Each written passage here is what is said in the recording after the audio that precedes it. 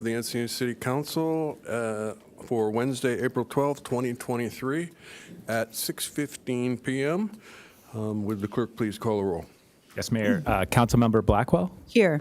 Councilmember Ehlers? Here. Councilmember Hinsey? Here. Deputy Mayor Lyons? Here. Mayor Kranz? Here. Record will show all members of the council are present. Thank you, and if you would all rise and join me in the Pledge of Allegiance.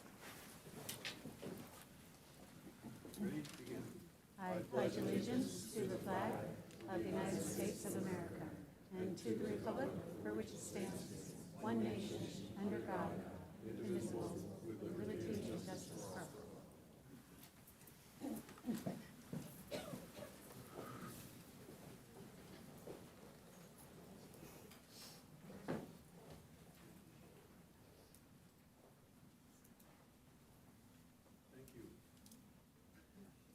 Hello, hello. Tonight we're going to start our meeting with a couple of special presentations, and to kick things off, I would like to ask John Ugrub and Sylvester Mabry to come up, and we are going to have a proclamation for our Arbor Day celebration. Oh, we got a whole team of people coming up. They didn't tell me everybody. Carol Parker is here, Tony, and okay, very good. So we are very proud of our urban forest. The city incorporated and has in the general plan many goals that involve the preservation of the urban forest. We also have put into place a number of policies and quite a few staff members that are responsible for maintaining our urban forest. And we are going to be having an Arbor Day celebration coming up. I will have more details about that here soon. But with that, I would like to read this proclamation, and then we'll hear a few words from the folks in charge. Whereas in 1872, J. Sterling Morgan proposed to the Nebraska Board of Agriculture that a special day be set aside for the planting of trees, and whereas this holiday, called Arbor Day, was first observed with the planting of more than 1 million trees in Nebraska, and whereas Arbor Day is celebrated nationally in April to encourage Americans to maintain and replenish our country's orchards and woodlands, and whereas in California, we observe Arbor Day in March in recognition of famed horticulturist Luther Burbank, a native from Massachusetts who brought experimental plant breeding to California. His life's labor produced hundreds of plants and trees that have contributed to the natural splendor and food production in our state. And whereas trees provide shade and beautify our homes, neighborhoods, and communities, increase property values, enhance economic vitality of business areas, beautify our community, and are enjoyed by everyone. And whereas trees decorate our landscapes with rich colors, textures, and shapes, and they provide vital stability to our ecosystem by improving water and air quality, provide habitats for animals and plant life, prevent flooding and erosion, and whereas in Encinitas, trees are highly regarded and valued by the community, and wherever they are planted are a source of joy and spiritual renewal. Now, therefore, I, Tony Kranz, Mayor of the City of Encinitas, along with all council members, proclaim April 22nd, 2023 as Arbor Day in the City of Encinitas. And with that, and if you could, please give us the details of the Arbor Day celebration coming up. Thank you, Mayor and Council. Our annual Arbor Day celebration will be April 22nd at Leucadia Oaks Park from 9 a.m. To 12 noon. So please join us. We'll be planting trees within the park. We're excited and we're thankful for this proclamation. Between parks and public work, we're responsible for the management and care of over 21,000 trees within Encinitas. So I want to thank the team for their dedication, our city arborists, DUDEC, parks, and public works. And we really appreciate this proclamation. There'll be some kid events and some other activities. Yes, I also want to say thank you so much. The city has done a great job of maintaining their Tree City USA certification. And, but this Arbor Day will be, we're going to have vendors. We're going to be planting about 20 trees in the park. And in addition to that, we're going to have 30 trees to give away to residents so that they can plant it in their yards, anywhere in their yards. It doesn't have to be a street tree. If you want a street tree, you can ask Public Works, and they will provide a free tree. They will plant it in your yard, and they will also water it for 2 to 3 years. So that's a super program for that. But this on April 22nd at Leucadia Oaks Park, we're going to have about 30 trees. There are going to be some fruit trees and some smaller type trees that you can plant anywhere. And we're also going to have about 20 vendors that are tree-themed vendors, and also kids' activities. And for the volunteers that come out, we have raffle prizes and T-shirts and some snacks and coffee. So it's always a fun day. So thanks. And as Carol stated, that we are constantly trying to plant trees in the public right-of-way in front of residences. And the way to do that is please visit the city's website and go to the urban forestry page. There is a link there to request a tree. If you'd like a tree, please request one. Thank you.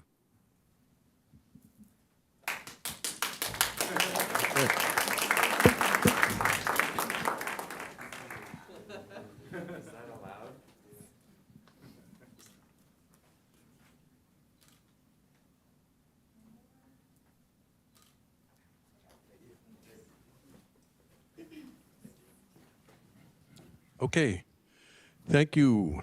Next, we are celebrating National Poetry Month today.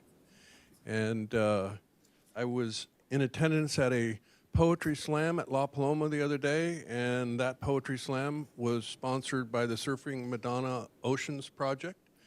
And they are heavily engaged in the art of poetry, as well as, once again, bringing back to Encinitas and actually North County many activities for handicapped folks to have the opportunity to enjoy the ocean. So I've asked them to come and give a presentation and update us on all that they're doing. So if Mike Redmond and Kathy Carey could come on up and take a spot at the podium there. We've got some photographs to show. And then I'll have a proclamation to present here in a minute. Thank you. So it'll take us a minute to get that going.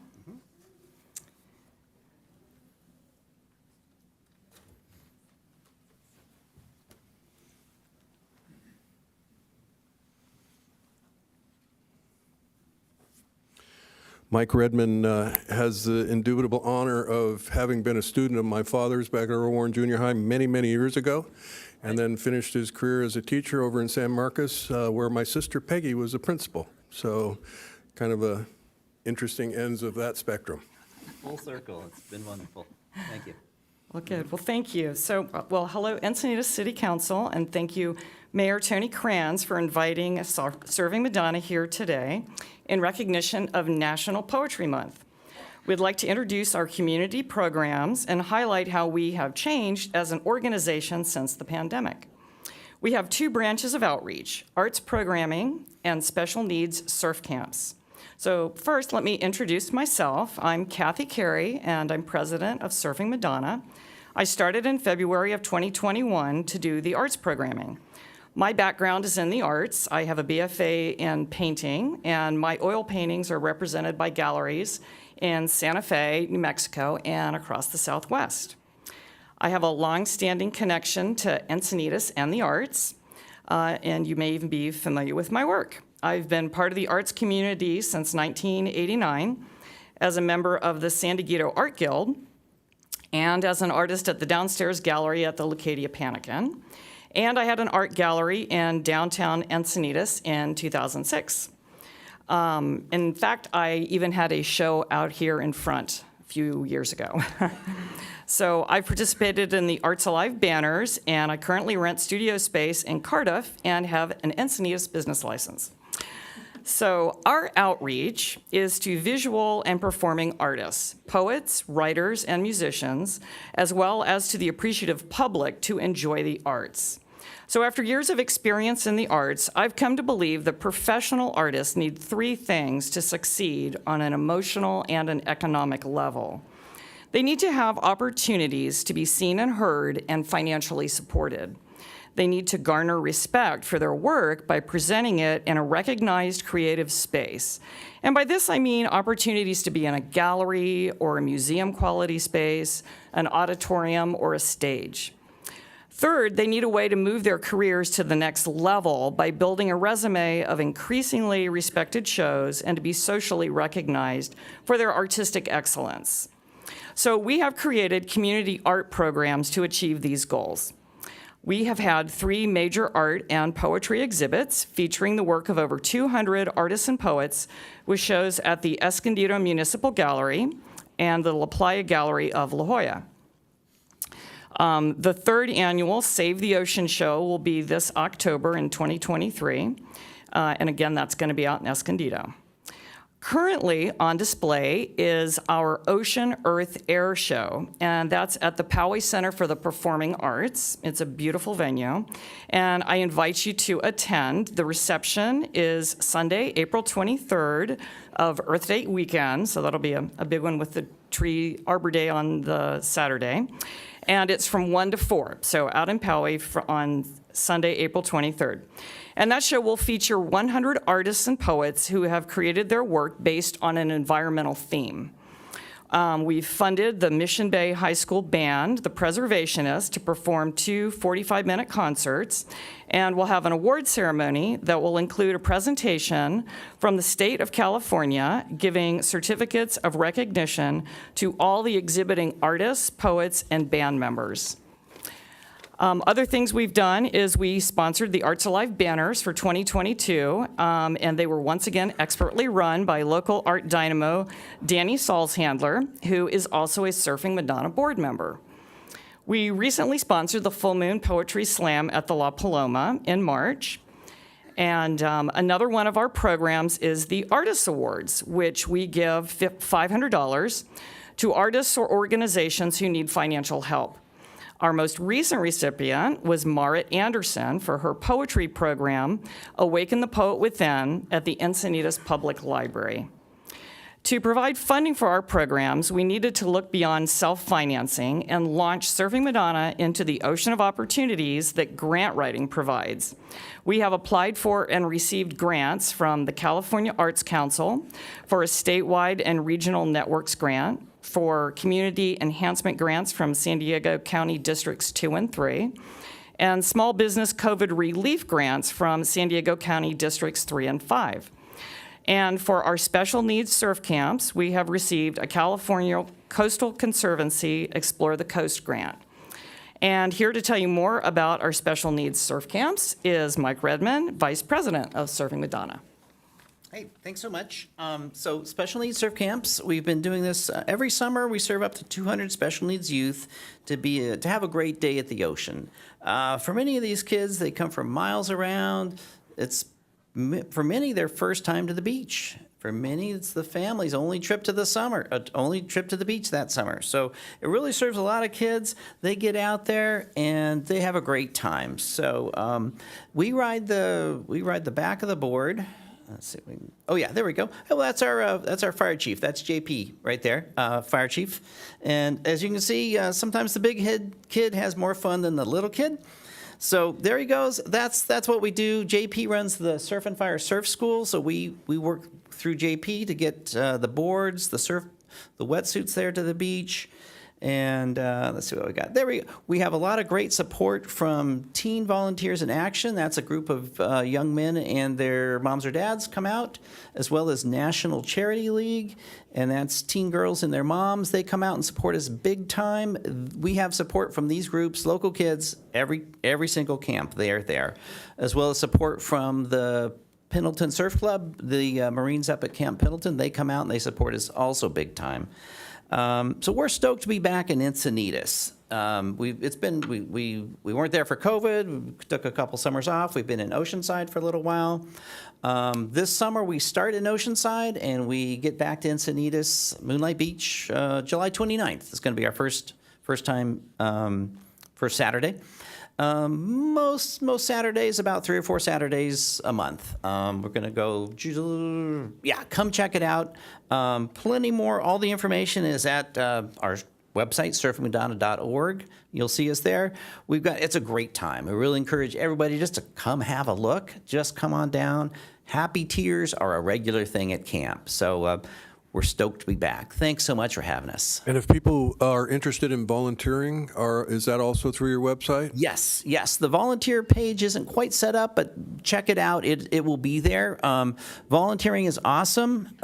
It's really a great way to get involved. I encourage everybody to come have a look. Please do.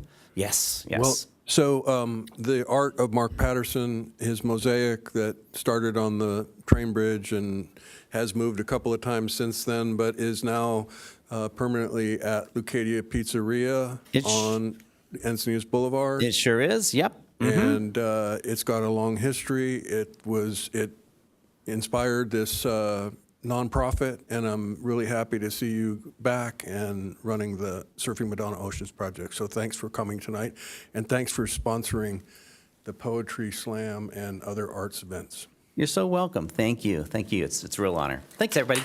Yep.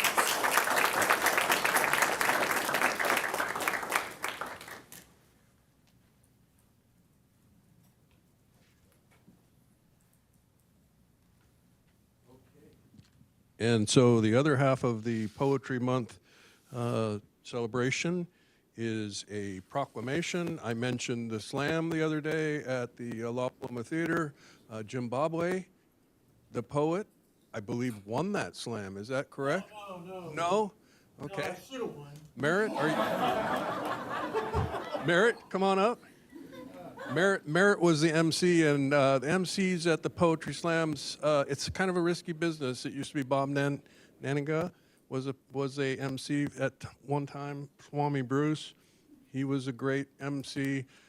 They unfortunately are no longer with us. Hopefully Merritt has a long life still ahead of her, and we can expect her to be emceeing these events.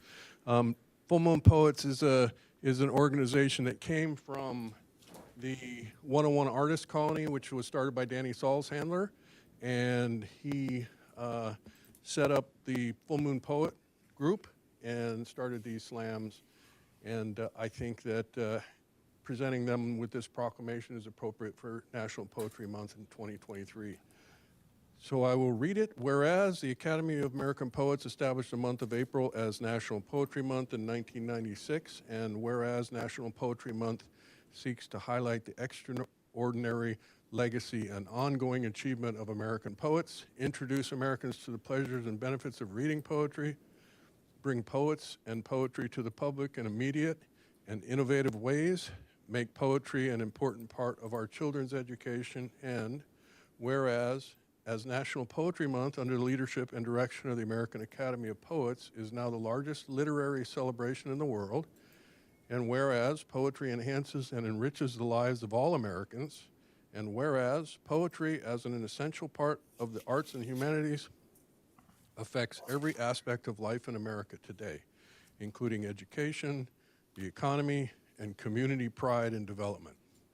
And whereas Encinitas is the home of a group known as the Full Moon Poets, which has been the host organization for a poetry slam held at the La Paloma Theater since 2000, generally in sync with the important occasions on the lunar calendar.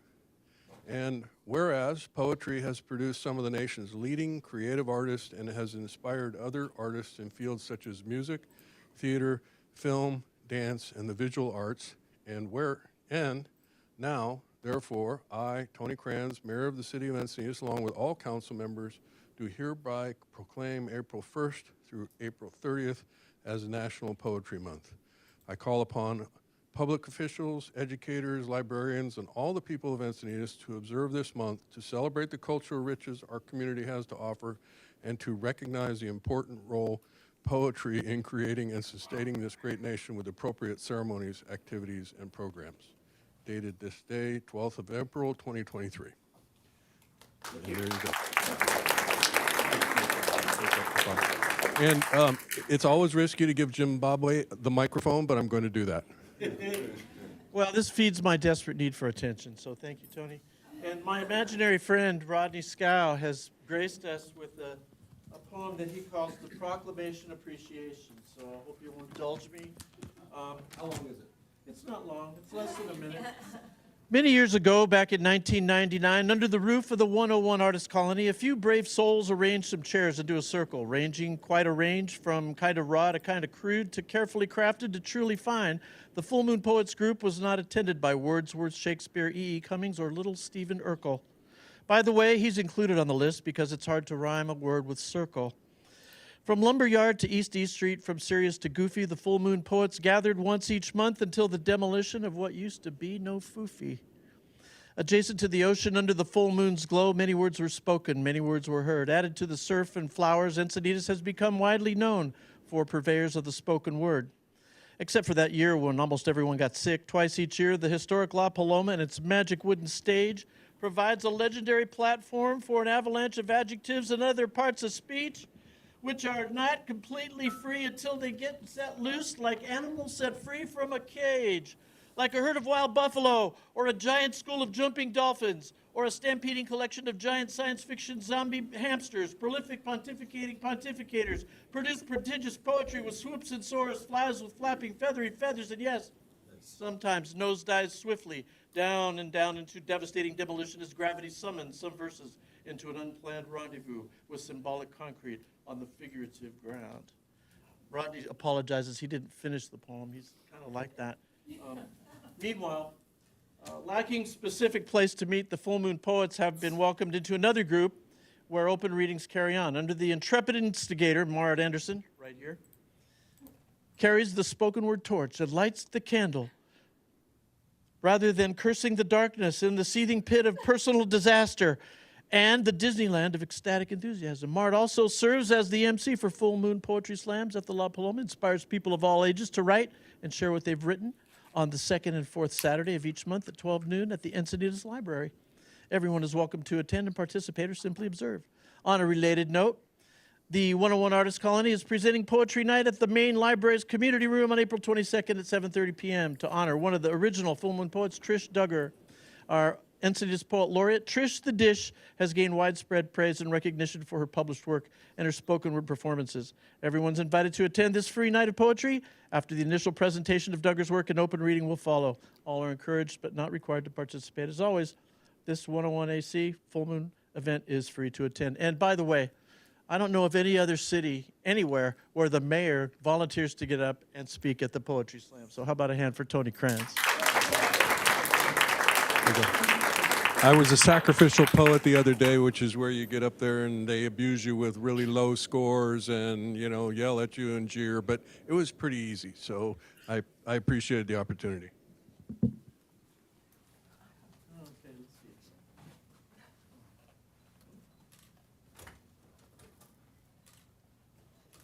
Wait, one more of my best. No, thank you, Tony. Thank you, Tony.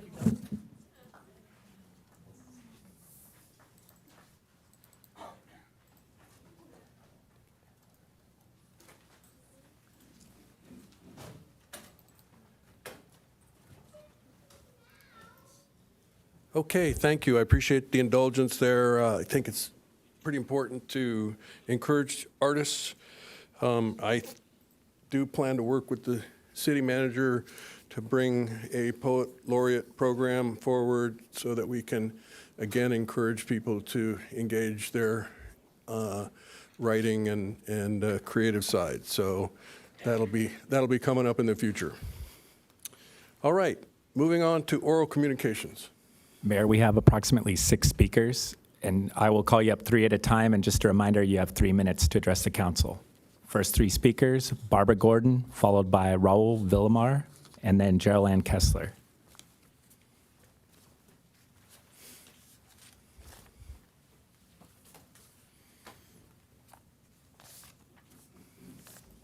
Good evening, Mayor Krantz and City Council. Barbara Gordon here with San Diego Alliance, where I facilitate the Changers, a youth program for Hispanic students. I realize on the consent agenda that the City Council will be voting to establish a city-wide ban on smoking and vaping of tobacco and marijuana in public places tonight. However, I wanted to address some similar items in public comment. In February, the Director of Young Leaders in Healthcare, this is a high school campus club supported by Scripps, Encinitas Hospital, and San Diego Alliance, where she shared some thoughts from the students in that club on smoking and vaping bans. These club members are interested in public health careers and public health issues. The teens felt that approving this ban, as you will tonight, will make a positive impact in two areas: better public health and a cleaner environment. It's the public health issues that I would like to address tonight. Our youth and their families often live in multi-unit residence, where generally they share walls and ventilations in between the units, where drifting smoke can cause a host of health problems. Exposure to secondhand smoke can lead to higher rates of cancer, lung infections, asthma attacks, and other life-altering health problems.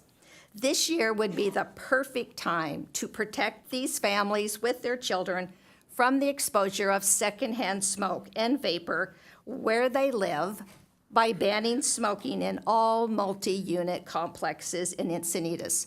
There are already 77 municipalities in California that ban smoking in multi-unit complexes. Thank you again for your consideration. Thank you.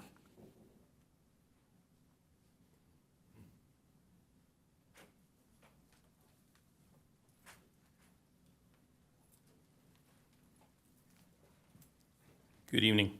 My name is Raul Villamar, and I've been here several times on the parking downtown. We had a meeting with Mayor here on last Tuesday, on the March 21st, and we talked about several things. And we had the owner of the taco shop, Raul's, and we had the owner of the landlord for the coin shop, the thrift shop, and the bookstore, and my barber shop. Well, we didn't get very far. We still, we talked about the handicap, and around the corner from us, everybody uses our handicap because we're a full-size handicap, and people get off their handicap, their vans and stuff like that. And he showed me a picture, and I showed him a picture, and he said that there's a handicap around the corner. Well, there's no ramp. We looked at the ramp. It's 5 cars in between the parking spot and our ramp to get on there, but there's a car parked on the ramp, so you can't get in there. We talked about the parking signs. My parking sign is as big as those pictures behind you, and the mayor couldn't see them. It says no parking. We will tow, but we still have all that parking that's being taken up by all these other cars that we need to look at. I walked down towards the 7-Eleven to pick up some coffee, and they had on a Sunday, and they had all these drinks on top of all these bars have all these drinks on top of the podiums there, with kids can come by and everybody can come by and pick it up, homeless and stuff like that on it. There was a 7-Eleven, the young lady Cindy Candy from the manager of the 7-Eleven. She got jumped 2-3 weeks ago. She called the 911 to get him out, and nobody showed up. I hate to throw the sheriffs underneath the bus, and then after that, they called 911 after she got hit by a cone across the forehead. She has a big black eye, and she has a red eye, and it took 5 guys to take him down. She tased him, didn't affect him at all, but the sheriffs didn't show up for 45 minutes. We're parking this week. 2 weeks from now, we're going to have a parking another event from a few folks. I'm going to close down my barbershop because we can't use our parking lot because they close the street off. We close down every single time that you folks have an event. but you guys have enough, you have 126 parking spots from 7-Eleven all the way to Swami's, and from Swami's on the other side all the way back to Roxy's. And you know, we're just I just keep on coming back and asking for somebody to help me out. I have all these petitions that I have signed. I just need to know where I can send them to, and I need to know. But I'm gonna first I'm gonna get them all signed for them. Provide them to the clerk. That's and, after. Well, I they'll gotta take get care them. of it. Yes, thank you. Check. Okay. Thank you.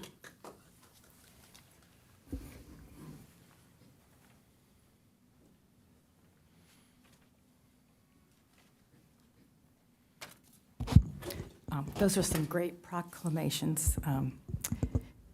We live in a great city, but I hate to be Debbie the Downer, but here I go. I would like to speak again about the negative impacts of the potential housing project on Melba Road that is slated to remove 175 trees, 30 smaller trees and native shrubs, along with demoing 3 beautiful homes built in 1938 or earlier. Our neighborhood is still mourning the loss of the beautiful, mature Torrey pine that was lost during the heavy rains. But I realize now that this will just be the beginning of all the trees that will be coming down in the neighborhood due to the development of this density bonus housing project. As I have stated previous meetings, the developer has met with several of the neighbors trying to find common ground with this project. But I can report nothing has been accomplished. He's just checking off one of the many boxes, useless boxes, he has to do to build in the city. And it only adds stress and anxiety to the vibe of the neighborhood, which has always coexisted peacefully. I want to remind you of the large senior citizen community that will be impacted by the loss of the trees.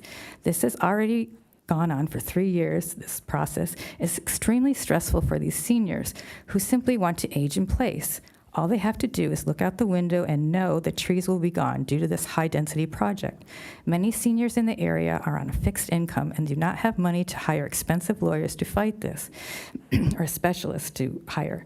This is where I wish the city could please support these longtime tax-paying seniors by figuring out a way they can acquire this property that is so rich in Encinitas history and probably the last of its kind in Encinitas, along with the last bit of open space we have in the area. It would be a perfect walkable dog park, an outdoor STEM lab for area schools, an annex for the botanical gardens, or a park similar to San Diego Park in Solana Beach. Please look into soft green infrastructure funding, a bond measure, or community funding.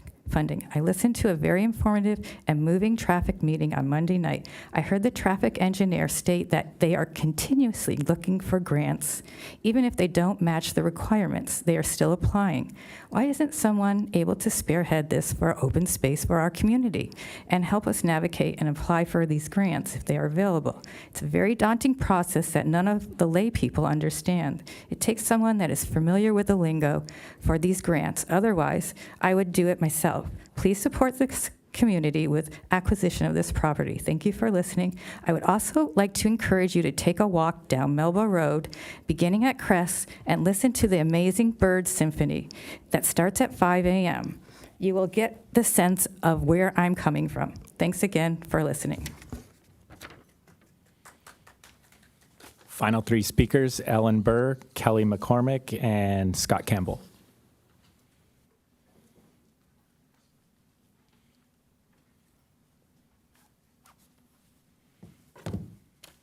Good evening, Council, Mayor.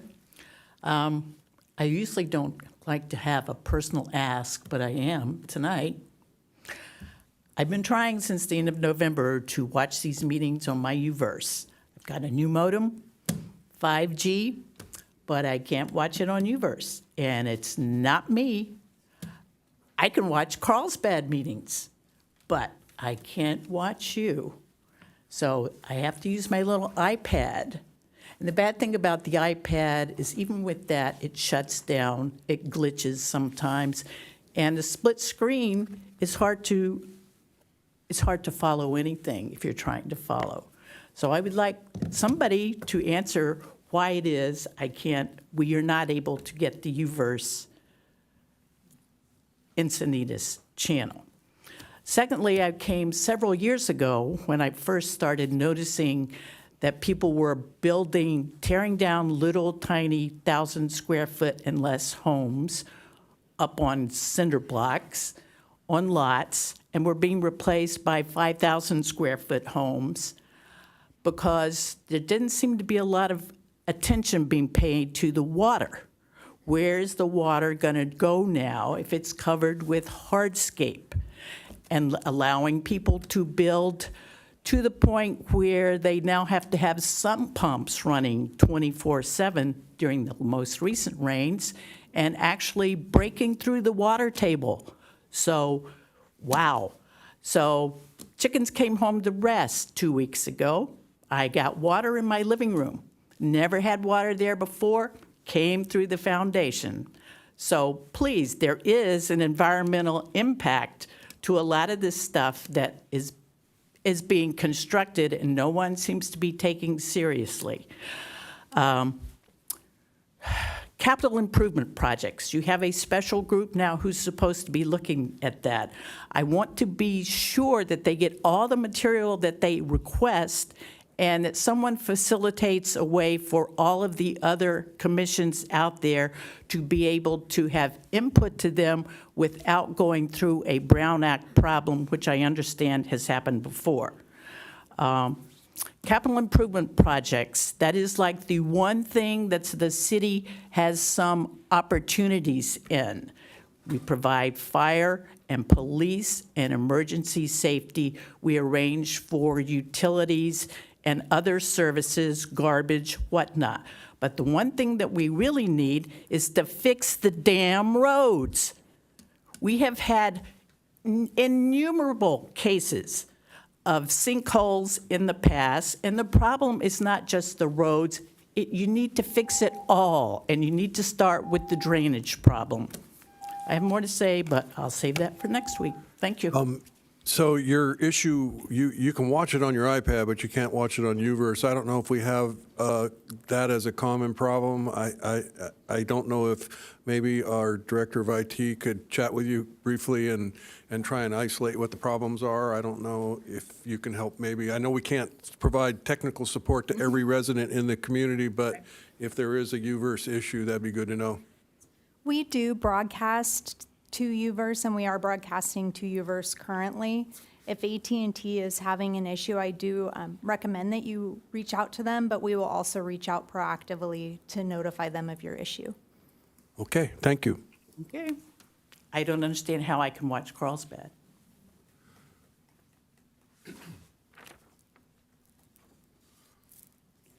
Hello, this is Kelly McCormick. I'm a public health educator with San Diego Alliance for Drug-Free Youth. I would like to ask City Council to write a letter of support for Assembly Bill 1207 called the Cannabis Candy Child Protection Act. The bill would enact curbs on the marketing and sale of marijuana products appealing to children, including what is going to be sold in Encinitas when marijuana storefronts open for business. As the cannabis market has grown, the range of products has grown with it. Many are packaged to look and taste like conventional candy or other foods typically marketed to kids. This is having a direct impact on children. At Rady Children's Hospital, the number of young children testing positive for THC has quadrupled since 2016. Half of these exposures have led to hospitalization, with 1 in 10 requiring intensive care. The main source of the THC is edibles, the majority being candy or gummies inadvertently consumed by children. Across California, marijuana-related hospital emergency visits have increased 75% in 5 years. The Cannabis Candy Child Protection Act would clarify the definition of, quote, attractive to children, and prohibit the manufacture, labeling, and sale of such products. AB 1207 would require that edibles be divided into individual doses, and it would create consistency with the new state law banning flavored vaping products. This bill provides much-needed protections for children. Thank you. We are working on a draft of that letter for that support of that bill. So.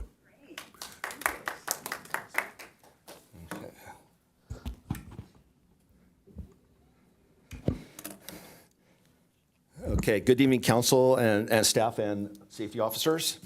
My name is Scott Campbell, and I live in District 1. First off, I'd like to thank Pamela for the wonderful Encinitas Academy. I highly recommend it to everybody in this room. You should try to get into it the next session. I also heard earlier, I hope I can cram all this stuff in 3 minutes. There's so much stuff. The earlier presentation on the arts, the Surf and Fire, I hope the city can find a way for them to actually pull off their school this year, because their beach where they've been doing it traditionally is probably not going to be a beach and probably not going to be usable this year due to rocks. So maybe we can find something for them. I learned a lot today. I mean, there's alliterations, multiple alliterations. That was crazy. And Tony does poetry. I got some poetry. I got to go to one of these poetry slams. I learned something at the Academy last night that Mr. Mark, that's not here tonight, he pretty much admitted, yes, there is prostitution in this city at the high-end hotel. It exists. It's not a hotbed, but it exists. It's terrible. I asked the county or the city to get on the bandwagon and renounce county supervisor and all that district sessions. I can't even say the name. It's about County Supervisor Fletcher. There's an article today about the housing. $25 million that the county is kicking in. We're not eligible because we have our own housing authority. How are we going to deal with that? We put ourselves in a bad position. And also the Energy Alliance that we're so proud of, we are now the only city. We're surrounded by cities that are part of the competing alliance. Maybe we should change. There's going to be the CPUC is raising rates. This is exciting stuff. The emergency funds. The mid-year budget said $2.5 million, and we're spending. There's a request tonight for $1.85 million. That doesn't leave us much in the budget. Do you think the storm drains are really going to be fixed with these temporary fixes? If you know anything, water goes everywhere. Just where you see the leak doesn't mean it's fixed. You know, I'm not an engineer. I wasn't there inspecting. I think we should anticipate a lot more. And I said this a couple months ago. We should get more materials on order right now.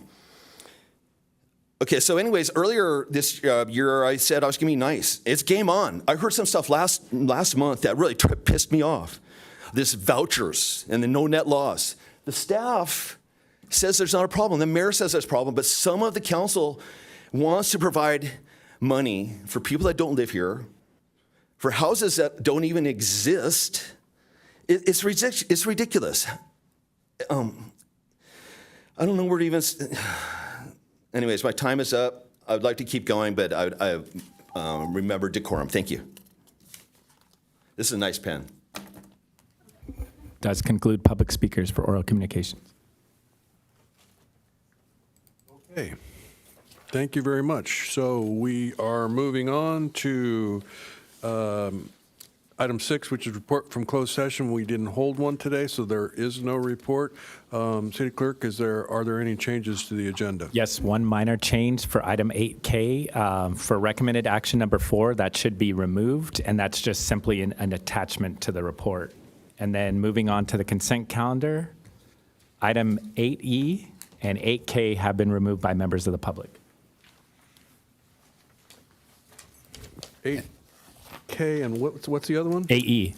8E. And I'd like to pull J, 8J. 8J. 8E. So everything except 8E as in echo, 8J as in Juliet, and 8K as in kilo. I would take a motion for the balance. So moved. I'll second.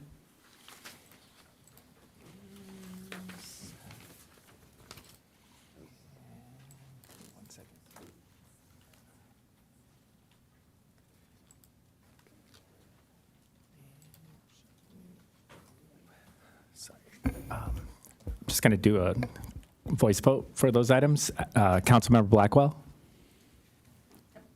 Sorry, approved. Councilmember Ehlers, Aye.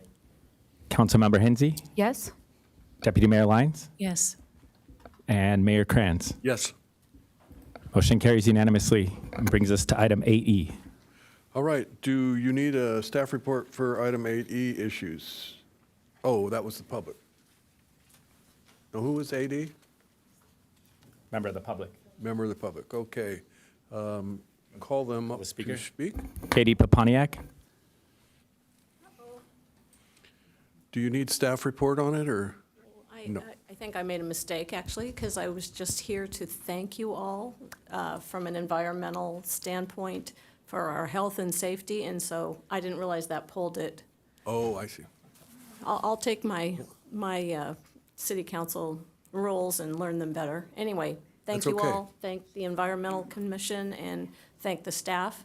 And I just, as a little addition, my grandfather was the postman for Luther Burbank in Santa Rosa.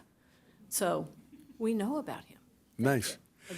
I loved all the presentations. Well, I appreciate your gratitude. I also want to say thanks for all that you do to advocate for our youth remaining free of all these vices. Well, we try our best. Thank Thank you all. You're trying your best too. I'll go ahead and move approval of the adoption of City Council Ordinance Number 2023-02, amending Encinitas Municipal Code, Chapter 1108. And I'll second.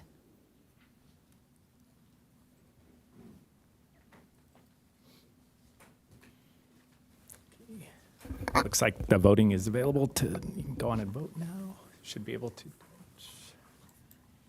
No? What happened? Okay. Councilmember Blackwell? Aye. Councilmember Ehlers? Aye. Councilmember Hensy? Yes? Deputy Mayor Lyons? Yes. Mayor Kranz? Yes. Motion carries unanimously and takes us to item 8J. And who pulled this? I did. Okay, And I don't need a staff report. okay. And I can start with a question. I just wanted to review with everybody where we are from budget standpoint and the 2 million. As I understand it, we've got two unassigned reserves. We've got, of course, the 20% operating rainy day fund, oddly named for, considering storm, but we're not pulling from that, is my understanding. And we have 2 million unassigned operating budget that this will, I believe, use up most of that. And I wanted to make sure we all understood. And quite frankly, I think I anticipated the same question as Scott Campbell. So, and if either Teresa or Jill or both could comment on where we are from discretionary budget and recount our discussion from our staff meeting. Yes, good evening, Council and Honorable Mayor. The emergency funds that we're asking for will come out of that 2 million, and that's what that was set aside for. And how much is left? Do we know, is there 100,000, 50,000 of the 2 million unassigned previously in the 2022-23 budget that would end June 30th? It'll be $500,000. I thought Projected, the we 2 million. talked and there was already other monies taken out of that 2 million so that it was closer to fully exhausted. I'm not sure about that other project, so. I believe Councilmember Ehlers is referring to the bids coming in high for Cycle Track, which took Oh, a okay, portion I of hadn't it. seen that, sorry. Maybe Director Bankston might recall how much we took from that. Yeah, the cycle track bids came in higher than anticipated. I can't remember the exact dollar value, but it was 250, 300,000 in that range. So we've got a couple $100,000 left, but that's from this fiscal year's budget, not from next fiscal year's budget. And then we went further to discuss that there would be starting July 1st, there's the new budget, which has another 2 million built in addition to the 20% rainy day fund.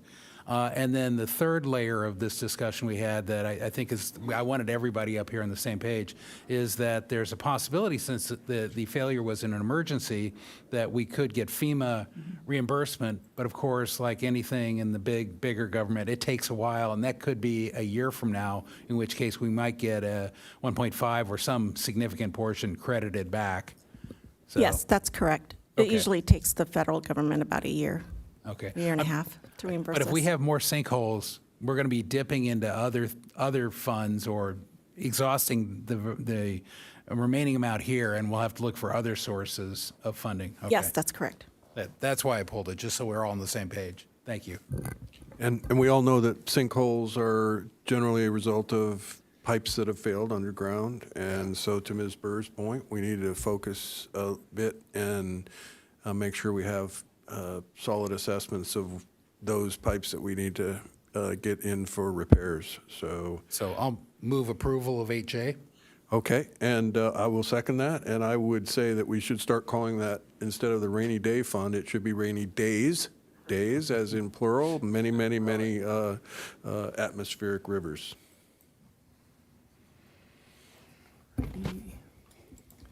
Councilmember Blackwell? Aye.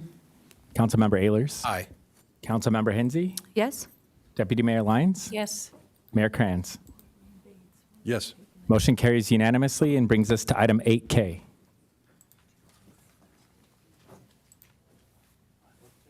Very good. So that takes us to item 8K is in Kilo, and Portland Bates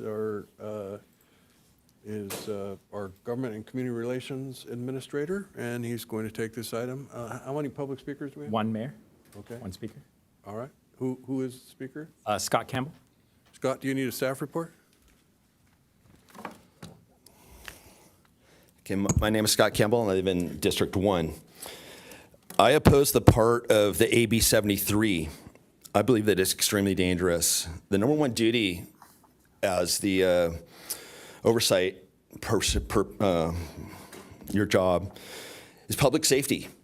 Encouraging people to not stop at a stop sign in no way is safe. The law says 18 years old. Drivers can't tell that. Bicyclists are going to fudge that. You're going to have little people on little bikes against high trucks.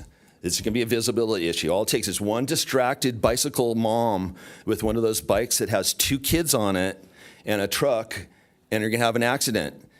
And I learned yesterday, if there's an accident, it requires a lot of resources that will not be available to other emergencies in the city. What's part of the rationale is reduced risk to get more quickly through the intersection. That's a very specious rationale. It sounds scared. It sounds like bicycles are scared to get through the intersection. It really does. Also, exertion of energy. Are you kidding me? Is this a carbon offset to not stop at the stop sign? Once again, this is a safety issue. It's not a carbon issue. It's not an exertion issue. Everybody's got an e-bike. The mayor has an e-bike. You can push the thumb. It's not that hard to do. It's very easy. Along those legislative priorities, we have a nice list. And I actually urge the city to oppose SB 423, which would extend SB 35, which allows the state attorney general to challenge all sorts of stuff. And it would eliminate the builder's remedy, which we're so worried about on the net loss. Let's oppose something instead of supporting all this blind allegiance to the state laws. Infrastructure support, the AB 2011, the by right approval for affordable housing in commercial. Maybe we should support that one. I don't really support that stuff, but if we could build affordable housing in commercial zones, like maybe El Camino Real, wouldn't that go a long ways towards meeting our goals, which are not realistic, but it would help and would keep us in compliance and keep the state money thing. You guys ever heard the story Hansel and Gretel? What happened in that story? The little kids followed the candy, and then what happened? They wound up getting boiled or baked. I don't remember exactly. There's probably variations of the story. Let's not be that city. Let's control our destiny and do the right thing. The tide is changing. Be ahead of the game. We want to be the head of the game on all these other social issues. This is a real financial issue. If I could have 10 seconds extra.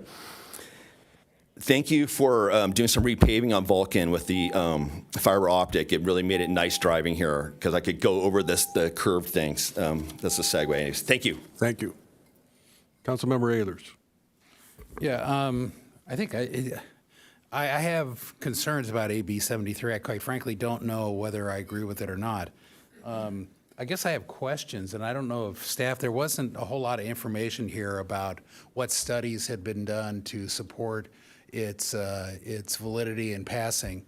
And I don't even know if our staff has that information, but I'll just start out with some questions and go from there.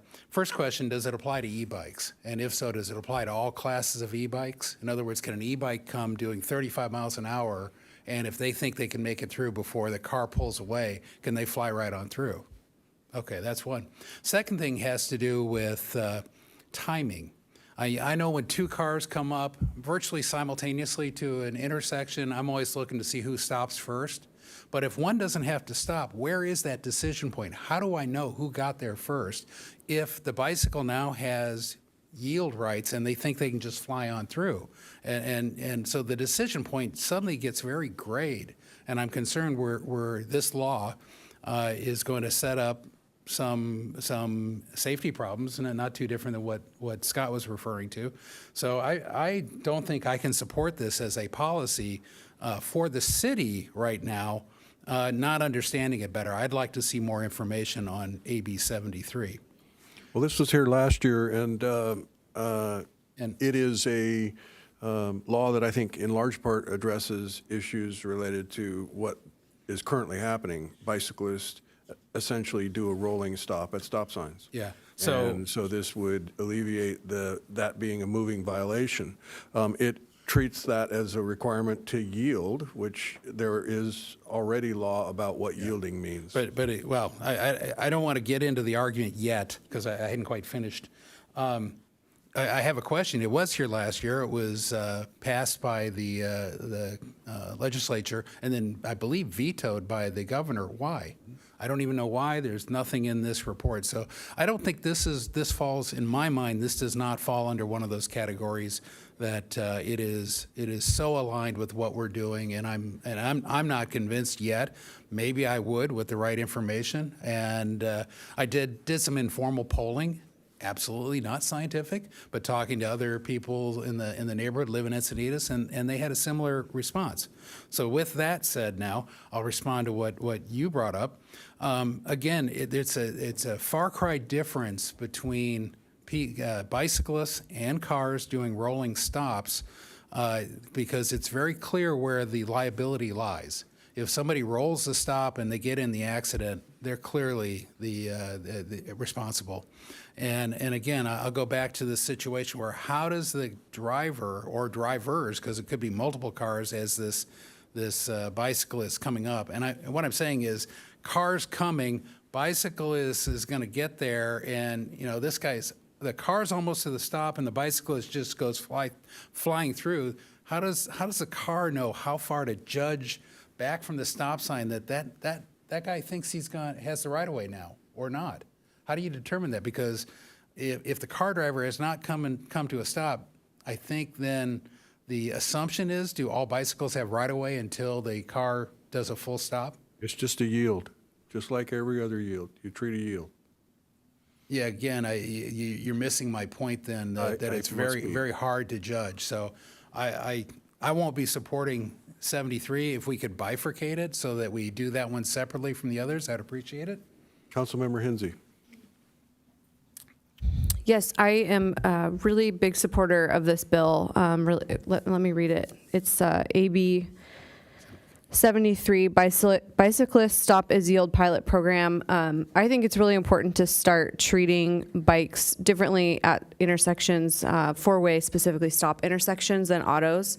In our neighboring city, Carlsbad, unfortunately, a mother was lost to an auto collision in which the auto ran the stop sign, going 40 miles per hour. And fortunately, Christine Embry's 16-month-old daughter survived that collision. And I think that there needs to be a little bit more engagement behind the wheel from auto drivers to be vigilant and pay attention when they get to a four-way stop. Four-way stops present more challenges to cyclists than they do to those who are driving through them. And so giving cyclists a tool to yield and be swift and make their move through the intersection more quickly actually is a safety improvement for the cyclist. I grew up at the four-way stop where Juanita's meets Highway 101. And I can't count the number of times that people just blew right through that stop sign. And it was a danger to me on my bike, my mom in her wheelchair, my grandma with her mobility device. And so I think this council shares the belief that upgrading four-way stops with roundabouts is the right way to go, because you eliminate the option that someone could blow through at 40 miles per hour. But until we get there, we need to give cyclists more tools to navigate intersections safely, and we need to give law enforcement more tools to be able to effectively ticket those that aren't following the law, and give kids especially an advantage there, that they're learning how to navigate difficult driving situations before they're given licenses, because four-way stops are not safe, and this gives riders an additional safety tool. Deputy Mayor Lyons. Thank you.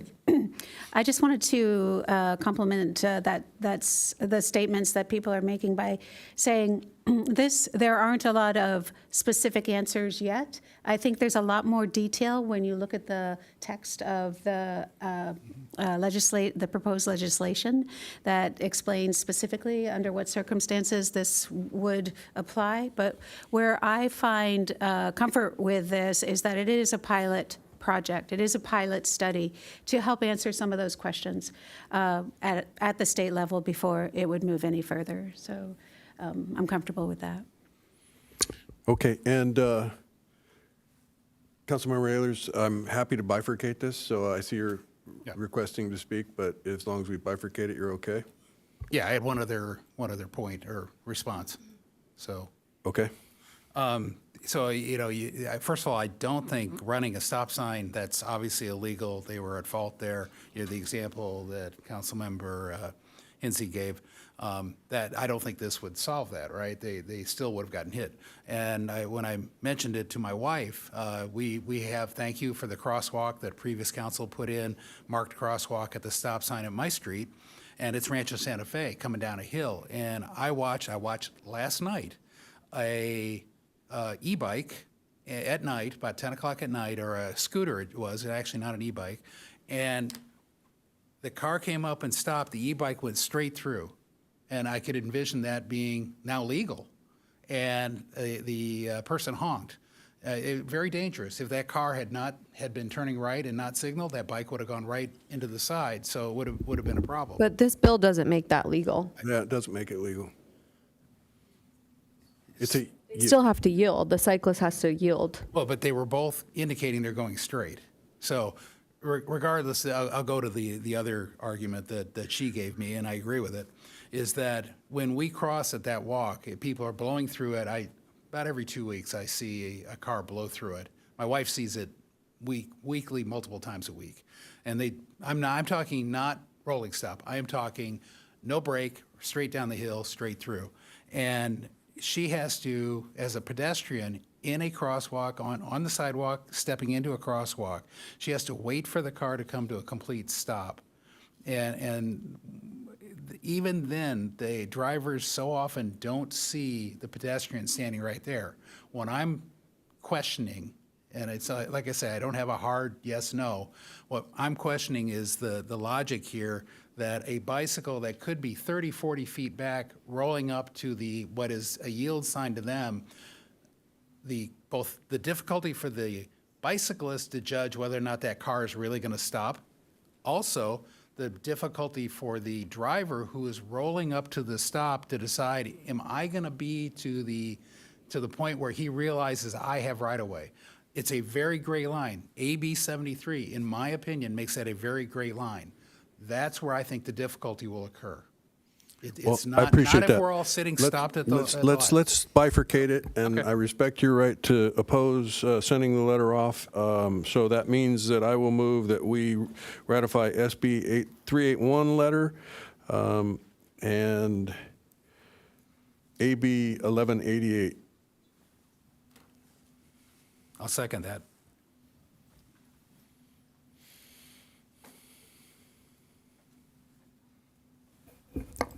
Councilmember Blackwell? Aye. Councilmember Ehlers? Aye.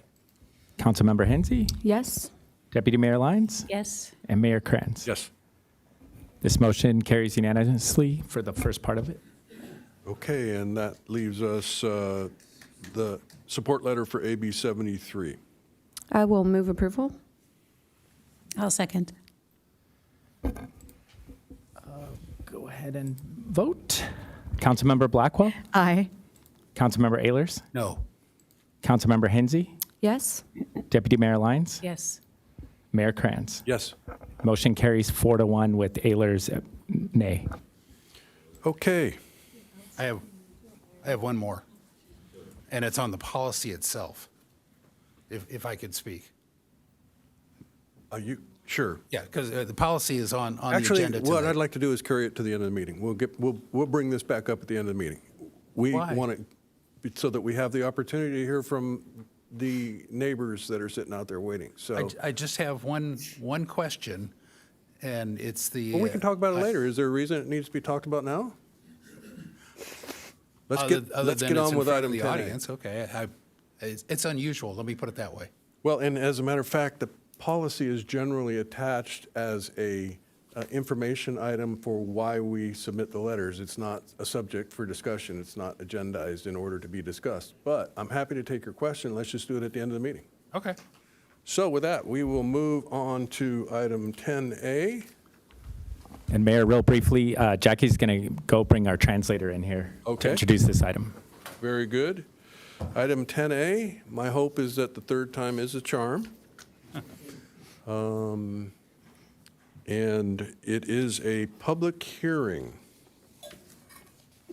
And what we're going to do is we're going to bring our translator in to give the details in Spanish about the public hearing and the details about how people can have this discussion translated. Good evening. Mi nombre es Ana Nava Colín, soy traductora certificada y esta noche estoy aquí para traducir e interpretar al español el asunto 10A, que es la continuación de la audiencia pública para establecer la zona de estacionamiento con permiso en Vía Molena, Vía Tavira, Vía Sarazán, Vía Palacio y Vía Vilena. Las personas que gusten escuchar la traducción al español pueden hacerlo conectándose a la llamada de conferencia en el número 425-436-6334.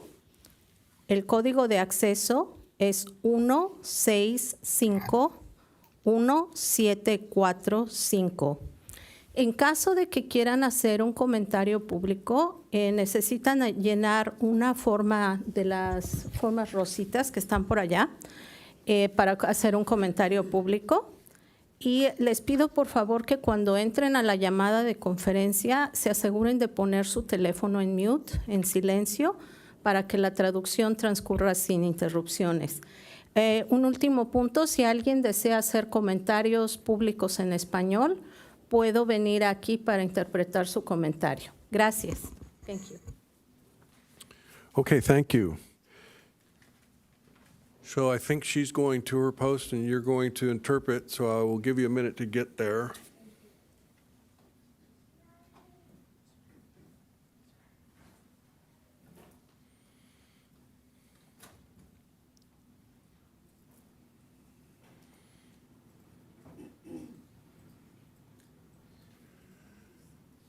Okay, our translator, that was Ana Nava. I should have introduced her before she came up. And this is a public hearing that has been continued, and it will begin with a very brief staff report. We will follow that with council disclosing any other information they received that is not included in the staff report. Then we will have preliminary questions by council members, and we will then open the public hearing where speakers will have the opportunity to provide input. And then we will close the public hearing and we'll have some council deliberation and action. So with that, I will hand it over to Abe Bandigan, the city traffic engineer. Good evening, Mayor, council members, members of public. As you mentioned, third time presenting this item about permit parking zone on Via Molina, Via Tavira, Via Saracen, Via Palacio, and Via Vienna. I'll go quickly through the background. I was advised by our translator, it's better that I speak slow, not my strong suit, but I'll try for her to be able to translate. But I'll still try to go quickly because most of the audience and council members have heard this presentation before. May 2021, we received a request from the residents for a permit parking zone in the area. In August, we received a recommendation from the Mobility and Traffic Commission to evaluate this permit parking zone. We evaluated based on our interpretation of our municipal code. We found at that point that the requirements of the municipal code were not met. The findings were presented in November of last year, of 21, to the Mobility and Traffic Safety Commission. Mobility and Traffic Safety Commission, however, did recommend the approval of the permit parking zone to the City Council. In March, City Council directed the staff to implement this permit parking zone. We are here for adopting the resolution. The process of implementation, the resolution that is before Council tonight for potential approval would establish permit parking zone D on the streets, on the 4 streets, Via Molina, Via Tavira, Via Saracen, Via Palacio, and Via Vienna. No stopping, no parking will be permitted for vehicles between 10 p.m. and 8 a.m. On the above-mentioned streets, unless they have a permit.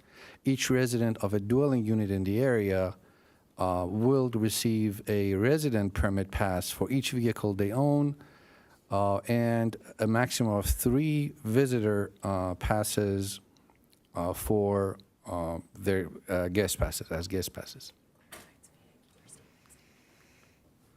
Yes, as I mentioned, it's a vehicle are stopping, standing, parking per California Vehicle Code, and this sign will be the sign that will be installed, which I'll show in the future slide, is clear that it's for vehicle or parking and standing. We will, pending adoption of the resolution tonight, obviously, we will notify the residents quickly after this meeting about the establishment of this permit parking zone, how the program will go in effect, and how it's going to operate, the process of applying for the permit, and we will send a comprehensive notice to the residents after tonight. The residents will be, we're in preparation. Our IT department is helping us. Our staff are working to set up for preparation of receiving these applications and issuing these permit. The residents will be able to apply for this permit from May 1st. We will be receiving online application, in-person or mail-ins to simplify the process. The signage will be ordered after adoption. We haven't gone through ordering the signs, but the work order is ready. And we'll try to install, that's the part I am not very sure about, because considering the size, the number of posts, and the number of signs, that's the only tricky part. We will have about 40 days after tomorrow to install them and bag them. Hopefully we can make it. My goal is to make it before May 31st. We'll bag the signs for the actual program to go in effect June 1st. The only bottleneck is being able to order the signs, because they're custom signs, obviously, and find a contractor to install them. This is the work order that we prepared in anticipation of approval tonight. The blue dots and the yellow dots are the signs that will be installed. The difference is we try to maximize utilization of existing poles and posts, not to add too many new signs to the neighborhood. These are mostly on existing signage that we have over there. The blue ones are on existing poles, the yellow ones are new posts, and the 3 other colors are at the beginning and end, clarifying the permit parking zone area begins. And the sign is the METCD standard signage for preferential parking. Thank you. I'm open to questions, Council. Okay, thank you. Disclosures, Councilmember Blackwell. Nothing to disclose. Nothing. Nothing to disclose. I will just disclose what I've disclosed in the past, and that is that I've met with the neighbors as much as 18 months ago or more, and also met with the resort property manager. Thank you. Nothing to disclose. Okay, so that means next is preliminary questions. Councilmember Hensy. I just want to confirm that the signage will be posted in English and Spanish. Let me look into this, Councilmember, because I don't think METCD has bilingual signage. I gotta look to find out if we have that option. Let me look. Let me do. Okay, I cannot because I'm pretty sure this no parking signage doesn't have a Spanish language signage, but maybe we can add a custom-made sign underneath that. It can cause some, unless we do a separate, because we have to have a 7 feet clearance. We have walkways there in this area, and we have to have 7 feet clearance underneath these signs for liability purposes. If we want to add an additional sign underneath, then we would have to order a special posts to make them taller, and the signs will become taller to have the 7 feet clearance. What about Yeah, I don't know how we can- two-sided, like English on one side, Spanish on the other, the back? We can do that. Yeah, Yeah. that can be an option. We'll look into that. Why don't we do that? I think it's important to have, people understand that there's a permit program. If they don't speak English and we only have the sign in English, it's not good. But I will say also that I think we have English only in all the other locations, and it seems to be working. So in the meantime, I see no other preliminary questions to be asked. So with that, I will open the public hearing, and we'll hear from the public. Mayor, we have approximately 12 public speakers, and just a reminder, you have 3 minutes, and with the caveat, if you have a time donation, those donating time need to be present when we call upon you. First 3 speakers, Lauren Garrett, followed by Bonnie Bobsine with a time donation from Denise Pogue and Darlene Bauer. Please raise your hands. And third speaker is Sandra Anderson with time donations from Jenna Bitto and Ernie Bitto. Thank you. Lauren, you go first. Good evening. So we moved in to the Via Vienna Street October of 2020. And when we moved in, the previous owners told us that there was a parking issue and to make sure to get our bins out the day before because otherwise we'd have problems. Unfortunately, in the months to follow, and since then, we've come to find that there's way more extensive issues than just finding a place for our bins. Both of our cars were hit within the first month of living on our street when we had to park on the street due to roof repairs. And there was trucks parked in front of them that backed into the bumpers. Then from that point, we had multiple car alarms going off throughout the night. It's gone on for many weeks intermittently. It often happens when a car battery is dying. And I called it in, actually the last time I spoke at the specific, I think it was the traffic meeting. The car alarm had been going out throughout the night, waking up my small child, and I was just losing it from lack of sleep and frustration. I regularly find trash on the street from people dumping it out of their cars. My kids have found cigarette butts, beer caps, and so on. Sometimes people dump it into the bins, but often contaminating my compost. A neighbor's kid found a used condom a couple months ago on the street. When I see people dumping trash, I've been afraid to say something, as our neighbor had his car keyed when he asked people not to block his driveway. I've seen cars blocking bins on trash day to the point where the pickup drivers honk, hoping that someone will come out and move the car, but these cars do not belong to my neighbors, and therefore their trash isn't picked up. Myself and others have had bins moved up on the sidewalk so people can park there, and then our bins do not get emptied. During the day, I've often seen people speed down the street just to whip around and speed back up to park closer to Via Milena. I've been standing at the end of the driveway with my young children many of those times, and they don't slow down at all. My neighbor put up a slow children at play sign, but unfortunately, that's done nothing to curb the issue. I thought living on a cul-de-sac, there would be less traffic and slow traffic, especially because my neighbors would respect the fact that we all have children. But instead, there's excessively fast and heavy traffic. Again, there's a fear of saying anything due to retaliation, so I'm afraid to try to yell at someone when they're speeding by. I regularly hear people speeding down late at night, parking and then playing loud music for extended periods of time. I can hear it in the back of my house. My children's rooms are at the front, and so if I can hear it, they can definitely hear it, and it's been problematic. A couple fought outside my daughter's window one night for 45 minutes until I finally broke down and went out and asked them to go into their house to fight. They went into the car instead, and they were not my neighbors. And instead, they fought in the car for another hour, and I could hear them directly in my daughter's bedroom. This parking issue has been ongoing, and it's been very frustrating, and I hope that we can move forward with it. Thank you for your time. Also, a slight note, we talked a lot about bikes and traffic. There is gravel debris just south of El Camino, or just on El Camino, just south of Encinitas Boulevard, severe gravel that I almost slipped on my bike, so side note. Thank you. Bonnie Bobsey.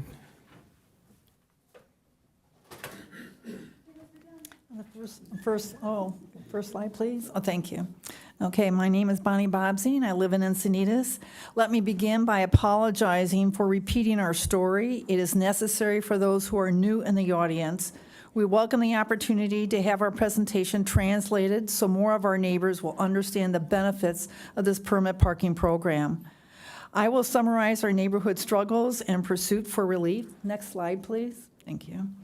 Our quest for permit parking began in June 2021 when we first met with the resort apartment management to discuss the overflow of vehicles from their complex. We shared with the management that since the change in the complex ownership 2 months earlier, the overflow of vehicles began. This has not happened in the past 30 years. The overflow was accompanied by numerous behaviors by the vehicle occupants that changed the character of our neighborhood, which compromised public safety, public health, and quality of life. We explained that the over-occupancy of the complex and the inefficient use of their parking capacity were the two causes of the changes in our neighborhood.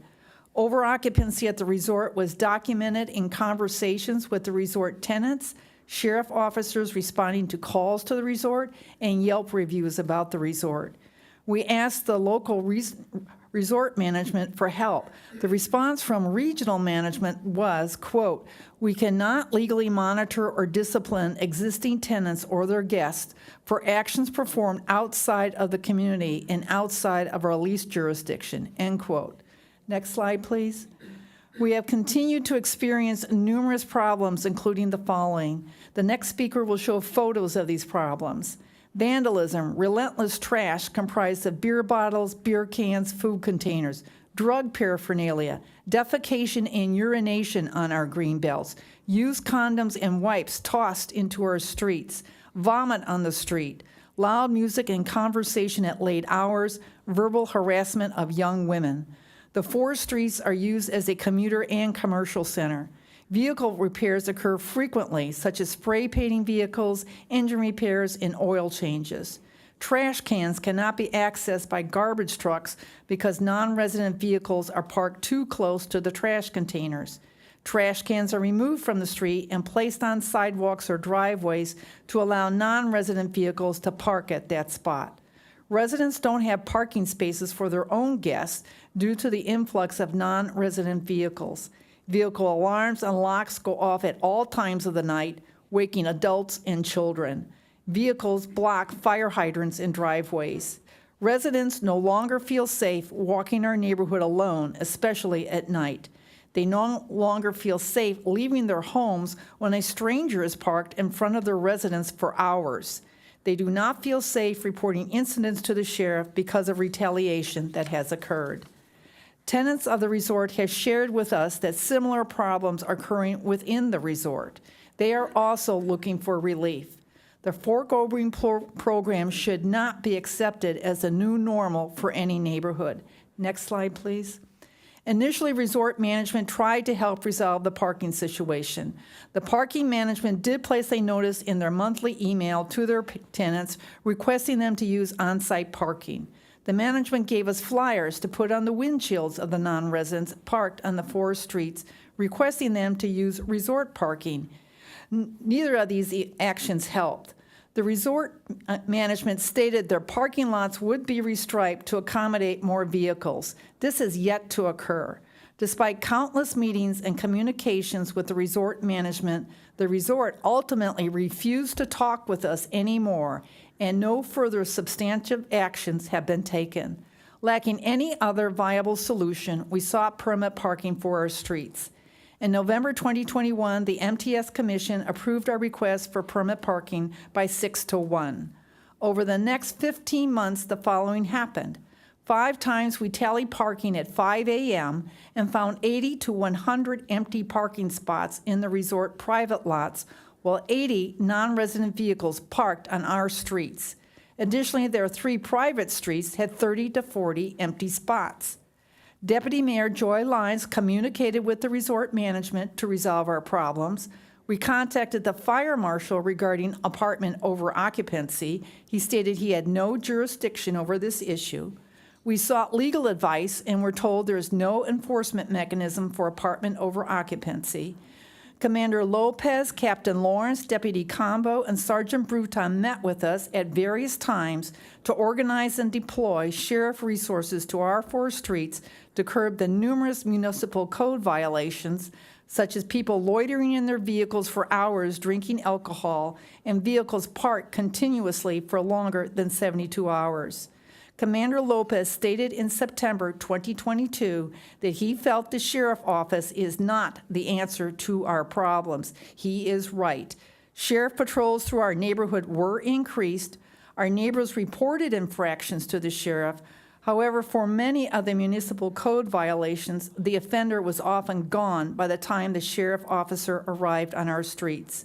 When the community officer combo and fire marshal attempted to meet with the management in October 2022, they received a letter from the resort management stating they no longer wanted any contact regarding our problems. The housing department was contacted. They confirmed there are no affordable housing units in the resort. Their deed does not require it. Therefore, the housing department has no oversight at the resort. Despite all these efforts, our problems were never resolved. We had exhausted all other means to restore the public safety and public health of our neighborhood. Therefore, we continue to pursue permit parking. Municipal Code 14.41.030 and Attorney General Opinion 14-304 state the criteria we must fulfill to qualify for permit parking. We proved we were fully compliant with this municipal code and Attorney General opinion. There have been 3 resolutions in Encinitas passed granting permit parking.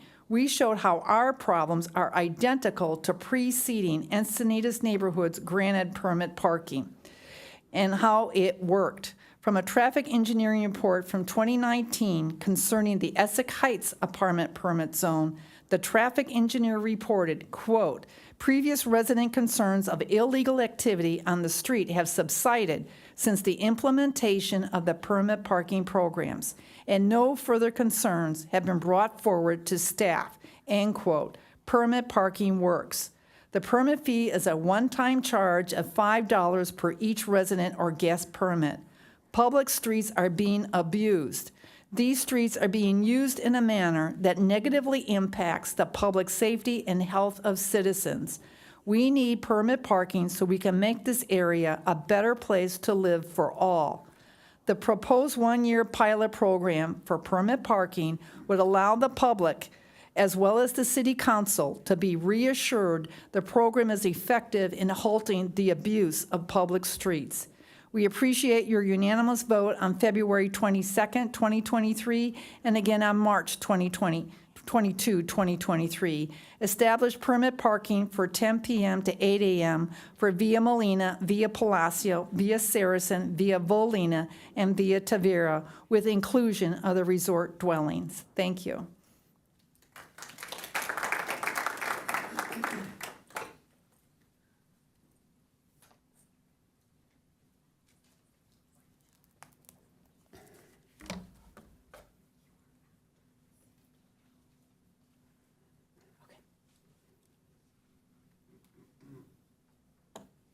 Okay, so I'm going to do the photos of everything that Bonnie and the lady talked about, so get ready. So, Bonnie just described our neighborhood problems. Now I'm going to show you the photos of the problems.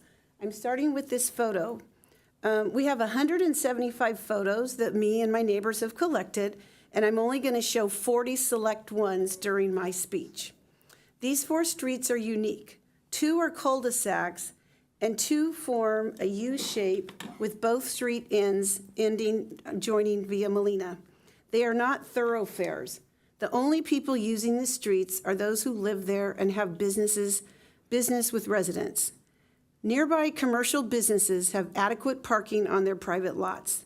There are no nearby major attractions like the beach.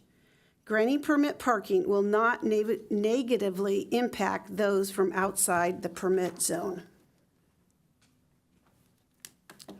Before April 2021, there would be a maximum of 4 cars on this street. After new ownership took over at the resort, we now have between 18 and 22 vehicles on our street. This same event occurred on all other 3 streets in our neighborhood. As Lauren mentioned, trash cans cannot be accessed by garbage trucks because cars are parked too close. And then if the cars, they want to park there, they move the trash cans from the street and put them on the sidewalk or the driveways so that they can park on the road. So now I'm going to talk about trash, beer cans, and So this is this morning, okay? As I leave to go to work this morning, across my street, I find a 9.5-pound plastic jar of mustard. Don't know why, but that's just a fun fact there this morning as I go to work. And it's not just single bottles or cans, but bags of garbage are left on our street. In addition to food and beverage containers, they're not the only things tossed on our street. Here's an example of an Xbox that was left on our street for days.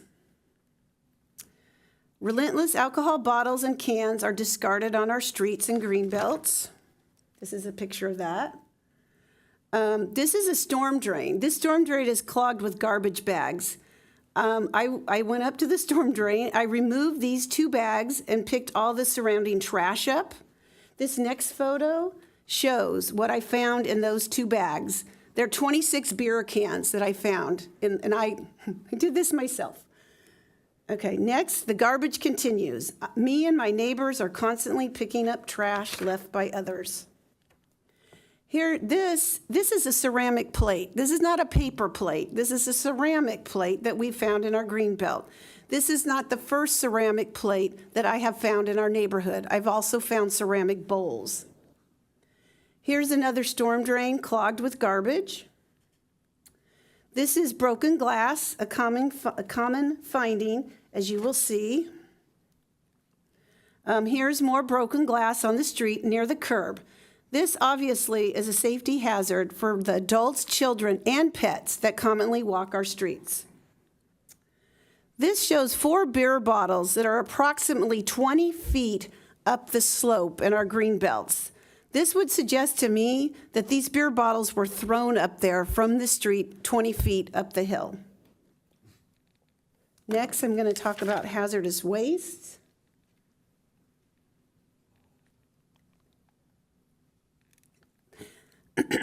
This is evidence of drug activity with discarded syringe. This is a hazard for children and adults. Next, we have discarded cigarettes with a lighter, another hazard. Me and my neighbors also find many cigarette butts and empty cigarette packs on our street as well. Here is pools of vomit left on our street. Is this something you would want your children or grandchildren to experience? Here is more pools of vomit. And we're showing this because we want you to understand this is not a one-time occurrence. This is something that's been going on for about 2 years. Here's a punctured gasoline can with leaking gas. Gas fumes could be smelled up to 2 blocks away. The fire department had to be called to deal with this hazardous material. Here we have one of the many discarded condom wrappers we find. Here's another one. We not only find the condom wrappers, we find used condoms in our neighborhood. As the first speaker mentioned, she's seen them, we all see them. And this one, not only is it used condoms, but also the used wipes that these, I don't know where they came from, but they're on our street too. So we're clearing this up. Me and my neighbors are clearing all of this up from our streets, okay? Because I don't have very small children, but I don't want my neighbors' small children to be seeing this, touching this, dealing with it. So we proactively pick all this stuff up.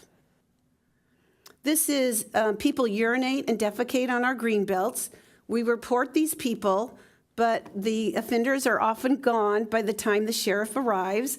This is discarded toilet paper. This is toilet paper that has been used with feces on it. Traffic violations. Here's a car that's parked in the wrong direction.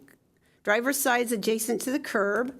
Here's a vehicle parked by the fire hydrant. Here's a trailer, unattached trailer, on our street. I've seen this myself at least 3 to 4 times. A huge safety problem. Here's a pickup trailer with this trailer, come to find out, was a stolen trailer. Here's an example of a car parked continuously for more than 72 hours, and the tire, they're chalked and cited, and our public streets are being used as a storage site for vehicles. Next, we have car repairs on our street. These are multiple examples of our street being used as a car shop. Numerous vehicles are being repaired on the street. Sometimes one person has three cars lined up to do repair work on our streets. Here's another example of vehicle repair. Here's another example of a tire repair. And here's an example of someone spray painting, which is a hazardous situation too. Here's carpooling. People are there at 7:01. The next photo shows that car leaves, but leaves a car in our neighborhood. And then the car is still there at 4 o'clock. This one, I saw something similar this morning on my way to work, but here's an example of carpooling, 2 cars side by side, and people are getting into the white car and the red car stays. For 2 years, day after day, we pick up mess left by others on our public streets. Before new management owned the resort in April 2021, we did not have these problems. Our clean, safe, quiet neighborhood was lost when ownership changed. We are asking you for the chance to restore our neighborhood by granting us permit parking.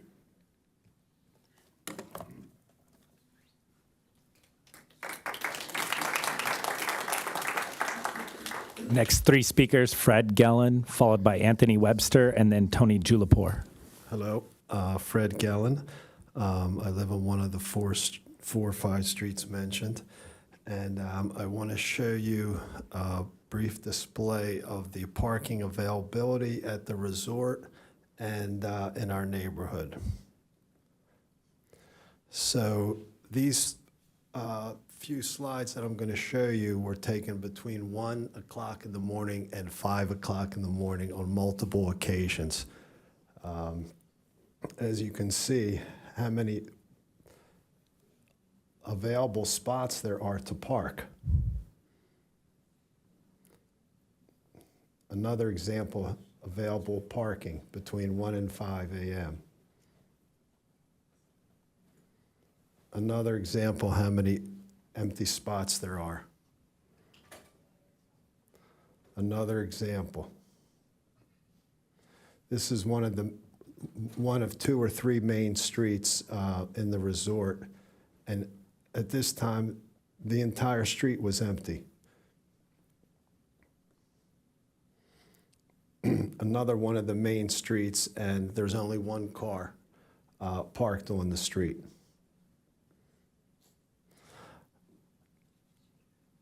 On the main streets, there could be easily 40 empty available spaces where the resort residents could park. Out of the 200 units, there's at least 400 available parking spaces. So this is now a picture of our neighborhood. This is Via Valina, and this is common to see at least 20 cars on the street, which are not our cars. Via Palacio, these are not our cars. Via Sarasan, same thing, not our cars. And Via Tavera, which is packed with cars, common occurrence. So if you add up easily, at least 25% of the parking that's available at the resort, they're parking in our neighborhood. And you can easily see 80 cars on these few streets. Thank you.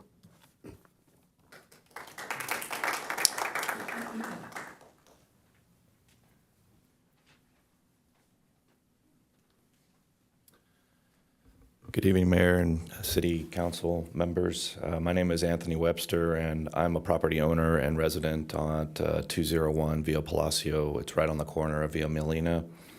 My wife and I have lived here for 11 years. I'm also the father of 2 small children and now have concern for their safety. I'm here today to address some of the pressing issues that are impacting the quality of life and safety in our neighborhood. The overoccupancy of the nearby apartment complex has caused a significant increase in commuter activity, leading to a host of problems for the residents. One of the most pressing issues is the constant problem with trash and debris in the streets, including discarded food, clothes, syringes, beer bottles, and even condoms. This is not only unsightly, but poses a health hazard and creates an unpleasant environment for residents and visitors alike. The situation is made even worse by people defecating and urinating in public, often in our green spaces. It is appalling that the residents have to deal with such unsanitary conditions in their own neighborhoods. Residents are also disturbed by the loud music, car beepers, and alarms that go off in all hours of the night. The constant partying and get-togethers in front of our houses are making it difficult for us to get a good night's sleep and live our lives in peace. Furthermore, the congestion of parked vehicles has caused additional problems such as illegal U-turns at the end of the Via Palacio on a blind curve, creating hazardous situation for motorists and for pedestrians alike. These issues are not only affecting the quality of life for residents, but also impacting the safety of our neighborhood. We need your help to address these problems and improve the situation. We are requesting that the City Council take action to allow permit parking. This will help to alleviate the parking congestion and reduce the number of parked vehicles on the street. It will also discourage commuter activity and reduce the amount of trash and debris left behind. We implore the City Council to take immediate action to address these issues and improve the quality of life and safety in our neighborhood. Thank you for your attention in this matter.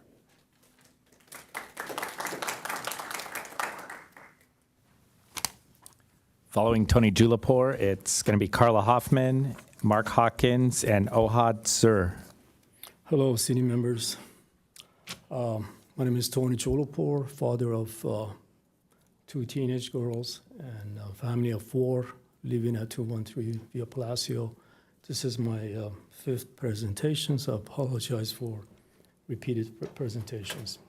Anyway, my neighbors next to me just talked about security. I want to discuss a little bit about security concerns as well that has impacted my family, especially my 2 daughters. As shown in previous slides, condoms, syringes, broken glasses, leaking gas containers, and trash, all these are health hazards and obviously security concerns. Used toilet papers, and observing someone urinating. This is really an ugly picture for family members, obviously, to witness, and obviously for younger children. Cars being vandalized, hit and run by non-residents who have been drinking. This has happened to my daughter's car twice, and as one of the neighbors mentioned, it also happened to theirs. Actually, if you look at the police record for the past year or so, it shows that there's been more accidents in our neighborhood, on our streets, due to drunk drivers.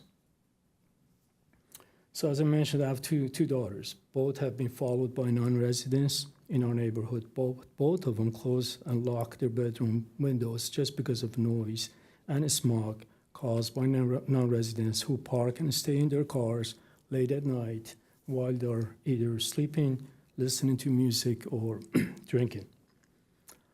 We have a dog. Normally we have to take the dog, obviously, 3 or 4 times, but right now, I've been telling the family members, do not take the dog outside late at night due to security concerns. We just can't count on Sheriff's Department to be around 24/7. It's just reality to give us protection and basically monitor the situation. So dear members, the quality of life in every community improves by having safety and security issues addressed. So we appreciate your support and thank you for your time.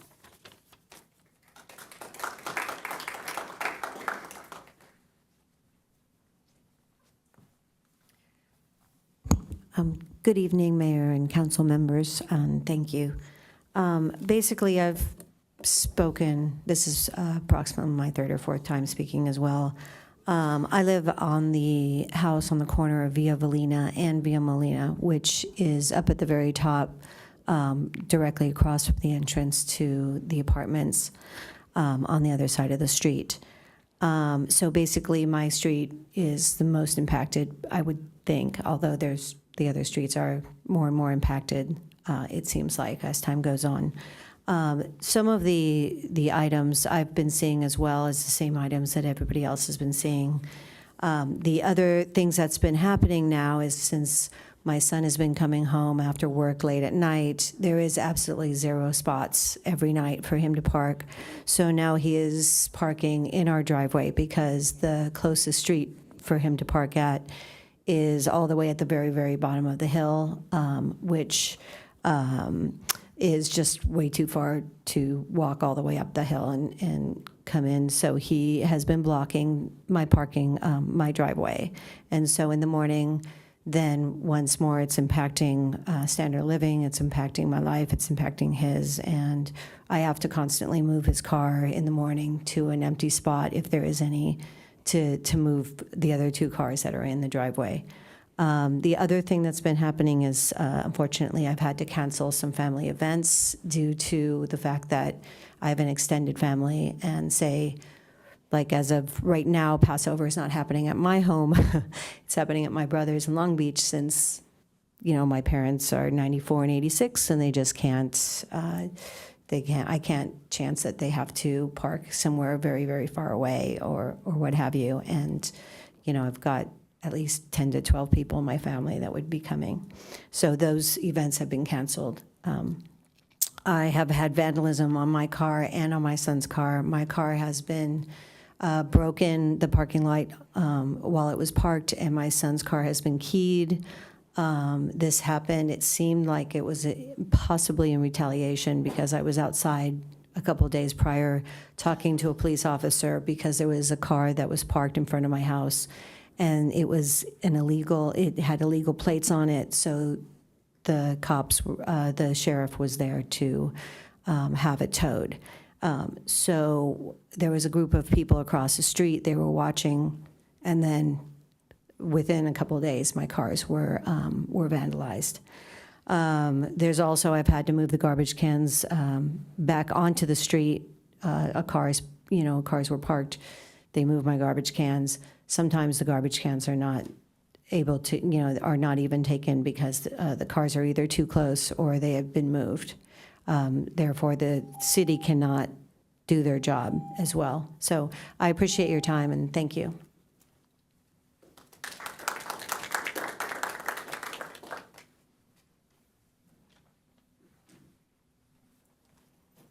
Evening, council members. My name is Mark Hawkins. I've lived in the neighborhood, actually on Via Valina, for 30 plus years. We chose to live on a cul-de-sac because they tend to be quieter and safer, and because unfamiliar cars can be spotted fairly easily. My children grew up playing in the driveway and in the street. My young grandchildren moved here from New York a couple of years ago, but it would be unsafe for them to play out on the driveway now. The large vehicles that are parked either side of our driveway most evenings and weekends just make it impossible to see oncoming cars. As some of our other speakers have testified, these vehicles often park flush up against the side of the driveway, so that when you put your trash out on a Wednesday evening, you have to put it in the driveway itself, which then blocks your own access. And occasionally the vehicles park so close to the trash cans that the EDCO equipment isn't able to collect our trash. In November of last year, my car was either sideswiped or vandalized during the night, causing $3,000 worth of damage, and this occurred between somewhere around 10 o'clock at night and 8 o'clock in the morning. So the responsible party probably wasn't a vehicle servicing the neighborhood. And I think if a neighborhood caused this damage, they would have come to me to explain. There's no doubt that this resident parking situation has had a tremendous, significant negative impact on life in our neighborhood, and we appreciate your continued help with listening to our concerns. Thank you very much.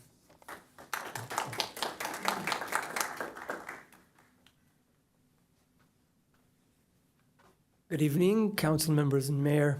My name is Ohad, and I live on Via Palacio. I'm also father to two young children. Yuvi, my daughter, she's 9, and then Tom is 7 years old. Now, I'm actually not native to this area. I moved here about 5 years ago, worked for Google in the Silicon Valley, and moved as part of a growing sort of movement of tech talent that is moving to this area. I've learned about Encinitas from my friends who talked about the quality of residence, of life here. And similar to what you heard this evening from my neighbors, that quality and safety has been sort of questioned the last couple of years. I can tell you that just a few weeks before I presented here last time in February, my two children were playing soccer outside and the ball hopped to the green field.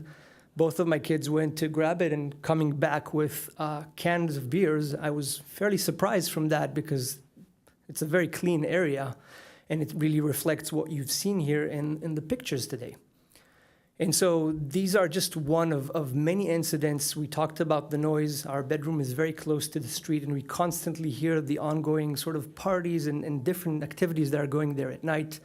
We found glass all over the place. My kids are fairly frightened to kind of walk around, so they're basically just around our area and just the backyard, which is difficult. Now, I just want to raise a question, and my intention is not to be dramatic in any way, but we're presenting here, if we don't take action, are we going to meet again down the road after an incident occurred that we could have prevented? It's just a question for all of us to think, right?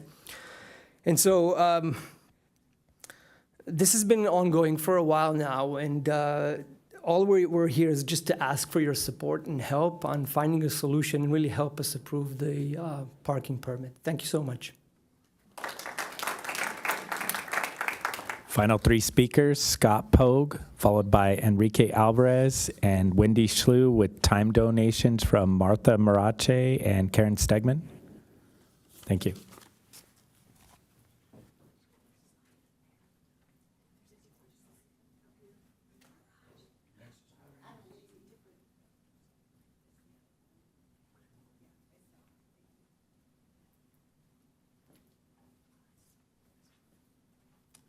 Yes, my name is Scott Pogue. I live on Via Palacio, and I've resided there for 39 years. We're original owners.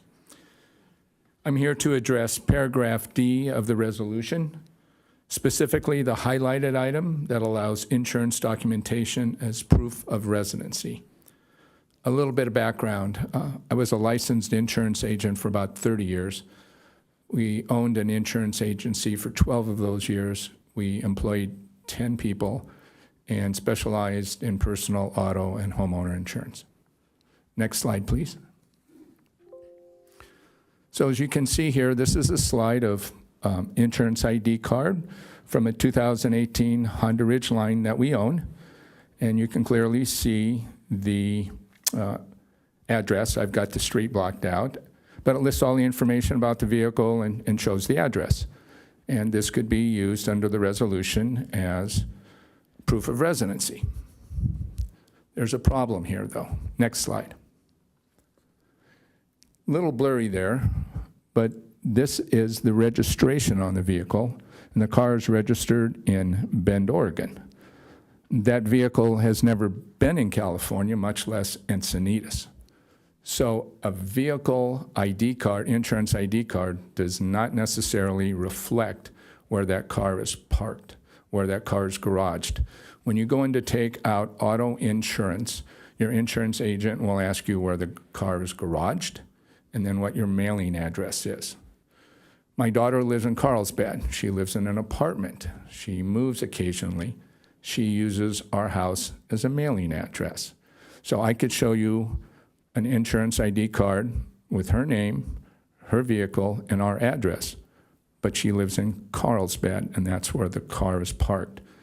People often lie about where they live to get insurance, or try it anyway. Sometimes they get caught, sometimes they don't, because they know that it's cheaper sometimes to get insurance in one zip code than another.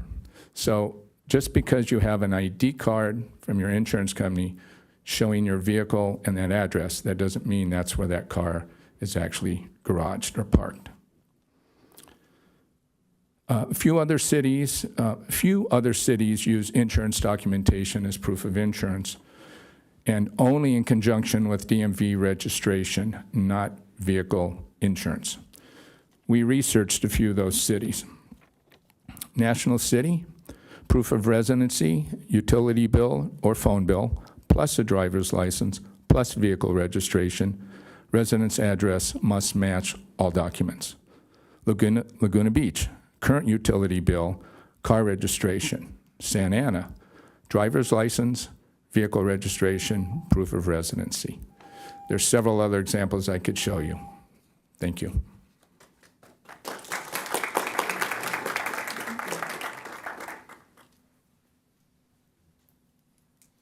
Good evening. I'm Enrique Alvarez, and I'm actually a resident of the resort that was shown before. Me talking here is kind of improvised, so the only thing I would like to say is that the things that are observed around the neighborhood are also observed within the resort, and this parking permit zone project might seem like a good reactive measure. I do believe that you should be thinking something more proactive, as if maybe this might not really solve the actual issue. I understand, as a resident of the resort, for instance, I get 3 permits or something along those lines. You just give 3 permits to each person living in the resort. If those cars have anything to do with the people living over there, you're still gonna have a ton of cars parked there legally now. It surprises me to hear that the resort doesn't want to play any part in this, or that they seem to, there's no way of checking whether they're doing the right job, or that I find really, really, really surprising, because it really looks like there's something going on inside the place. And again, this project might help a little bit, not sure for how long. Thank you so much.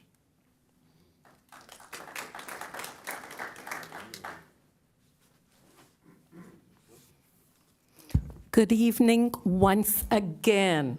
3 times a charm. Yes, we have been here 3 times before you at City Council and once before the commission, and have had at least 9 meetings with 4 out of 5 of, sorry, Kelly, we didn't meet with you, but everyone else we've met with. And Bonnie and I have spent hundreds of hours researching parking permit programs up and down the state. We know more about this than we care to, and it shouldn't have taken 2 years. Trust me, we have tried to resolve this on our own. Bonnie and I met with the resort on at least 6 occasions until such time as the manager says, I don't want to see you anymore. We are not discussing this anymore. We've talked to the sheriff, the housing department, and on and on. I should also mention that we have met all the requirements of the Muni Code, and we know that we met the requirements, but we were blockaded by the Traffic and Engineering Department, who believed that we didn't meet 2 of the 3 requirements of the Muni Code, and that held us up 6 to 8 months. This should never have taken 2 years. We have been living in misery for 2 years. So here we are, and we believe that this problem exists for 2 main reasons concerning the new management at the resort. One is the mismanagement of the parking problem. They charge $25 for each parking space, and they say they're all assigned, but at any given time, at any time of the night, 25% of all the parking spaces are vacant. Why? Where are these people? Secondly, over occupancy.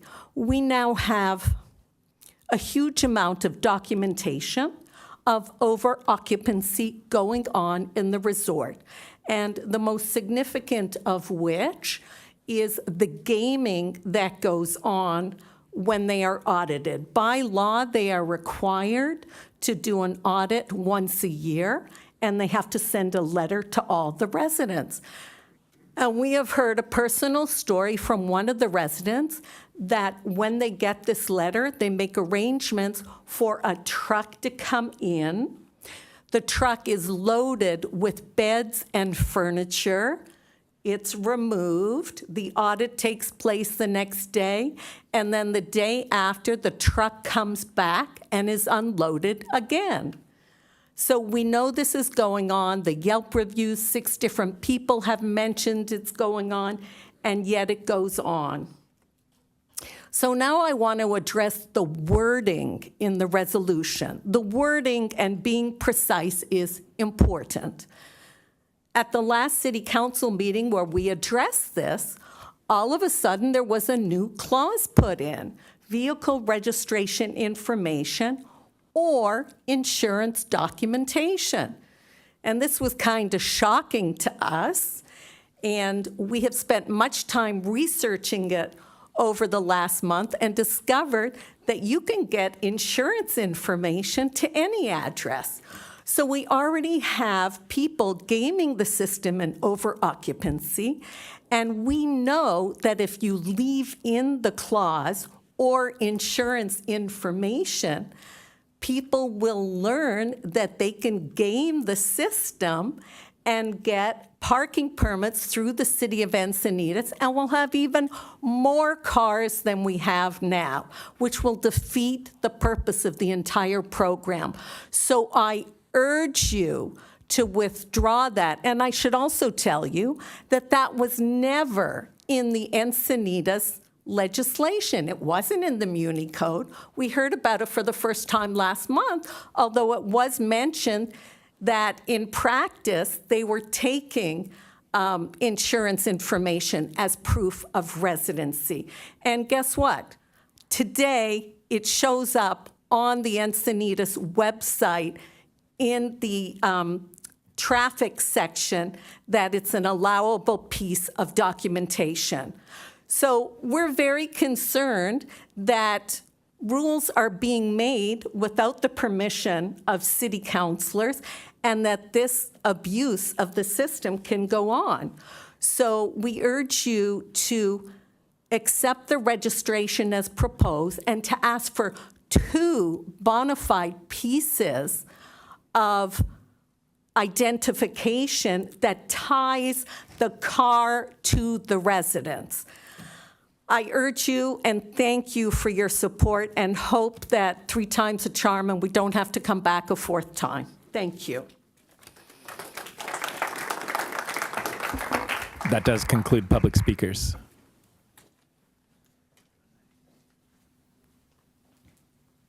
Okay, then with that, I will close the public hearing, and we will have some deliberations, starting with Deputy Mayor Lyons. Thank you. Here we are. Thank you for coming to speak. And I appreciate that we have the patience and we have the ability to make this meeting translated and more inclusive. So I appreciate that from everyone who's here and has made this possible.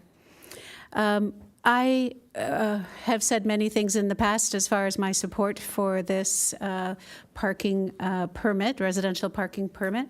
I'll just quickly say a couple things to reinforce my position, and then I'll make a motion. I believe that there's a situation occurring here where people who don't live on these 5 streets are parking on these 5 streets. And I do believe that this conforms with our parking requirements, our 3 primary parking requirements in our policy. So I'm clear on these things. I also, though, I'm not in agreement on the insurance in regards to where I stand is we want, I do anyway, I want this parking permit to be equal to all the other parking permits we have in our city. And it's my understanding that the language that we have presented here in resolution number 2023-22 is consistent across the board with our practice and our policy for the other residential parking permits. I believe I've gotten clarification on that. I'll ask staff. I believe I've gotten clarification on that in the past, and I'll look to you to restate that, if you would, right now. Sure, Councilmember. A few things to clarify, a few pieces of information that came up that was not necessarily correct I would like to clarify. One is that, as you mentioned, this is consistent with our practice at all of our parking districts currently active in the city. Second is insurance is not used to verify residency, as was mentioned. We do verify residency based on the driving license or the lease agreement or the deed, or they have to have solid documentation to prove residency. This insurance document is in lieu of registration to prove that they have a vehicle at the location to get their resident pass, not prove their residency. They have to still prove their residency. And the reason, as I mentioned last time, is that we have cases, not very many, that the vehicle was passed by siblings to the person, by father, by mother. They own the vehicle that is not in their name due to financial constraint. They couldn't get a loan for it. Various reasons. The vehicle is not registered to their name, but they still insure their own vehicle, and it's usually to their own address. That has been our trust to our residents for the past 5 years I've been operating this program in the city, and the number is very small. I mean, I can promise if we get to a point where we get hundreds of requests for resident passes that are just based on insurance, it would consider weird to us, and we'll quickly identify that. But it hasn't been the case, and our system of trusting our residents has been functional. With regards to updating our site today, that has been a request of the neighborhood to us that your site information does not match the resolution. Please, in advance of tonight's program, update your site to match the resolution, which we asked our IT team to update our website to match the resolution. So this has been our practice. Nothing is new. And again, it's just based on the trust to our residents and trying to create a convenient way of not asking them to change, because we know changing a title would require paying sales tax on a vehicle that might be from father to son or parents. That's the clarification that I would like to. Okay, thank you.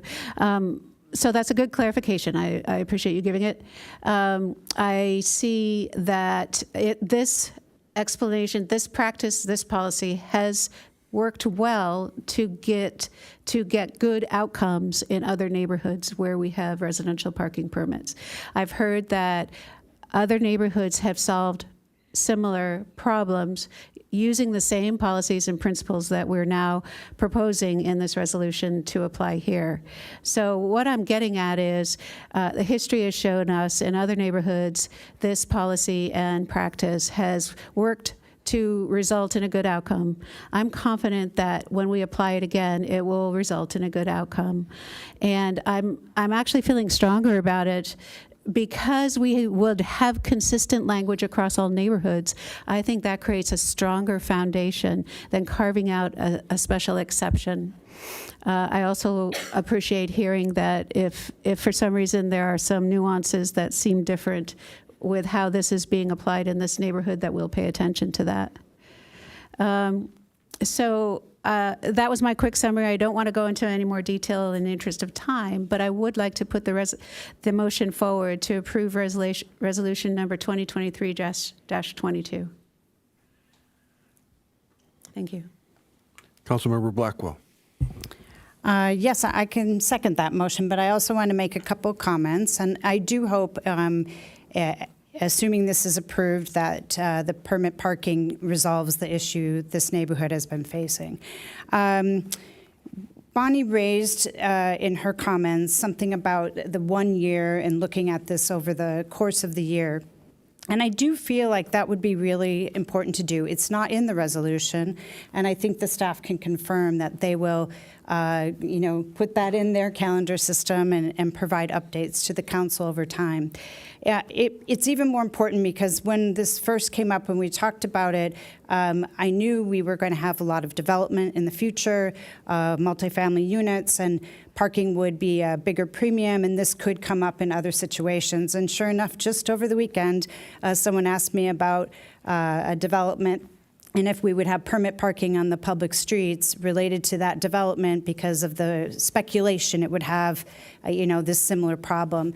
By the way, that development has barely broken ground. So, this is probably a wave of things to come. I think when there are public streets, we just have to be really careful with how we restrict the public's use of those. So I appreciate that we'll look at it, and I do hope it's effective. We'll have some ways of looking at it. And it can help us in the future to know that. So again, my hope is that your problem is resolved and we have a good precedent and way to evaluate it. Thank you. Councilmember Ehlers. Yeah, first of all, I'd like to thank staff. The staff report was, the rewritten staff report, I really appreciate the factual approach, the way it recounted. I thought it was even stronger than it was before, so thank you. The issue of the insurance card being a form, I'm actually okay with the way it's written. I agree with almost everything Joy, I think everything Joy said there.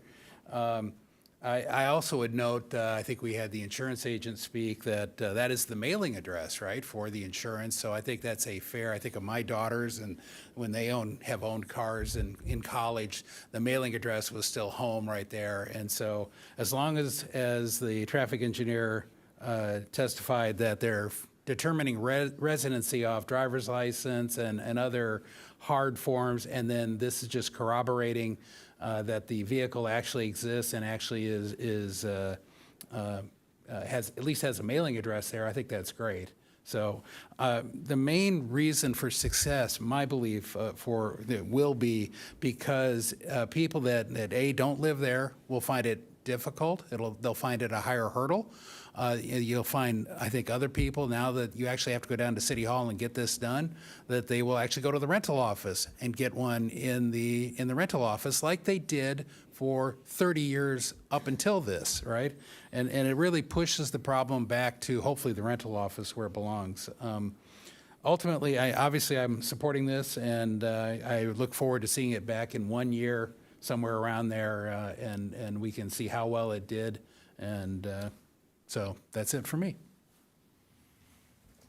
Okay, thank you.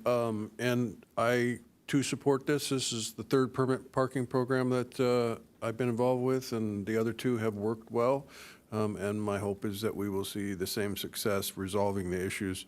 You pointed out the address for your daughter's registration is your home. And wouldn't that present a problem if language like you're proposing was in a resolution for her apartment complex or where she lives and a parking program? I think that would create a bit of a problem. So it's worked for us, and I think that this is a great step, and I too look forward to a report in a year indicating whether it has been successful. With that, we'll call a question. Councilmember Blackwell? Yes. Councilmember Ehlers? Aye. Councilmember Hensy? Yes. Deputy Mayor Lyons? Yes. Mayor Kranz? Yes. Motion carries unanimously. Okay, so we are going to take a 10-minute break and come back and talk about item 10B, the cannabis tax.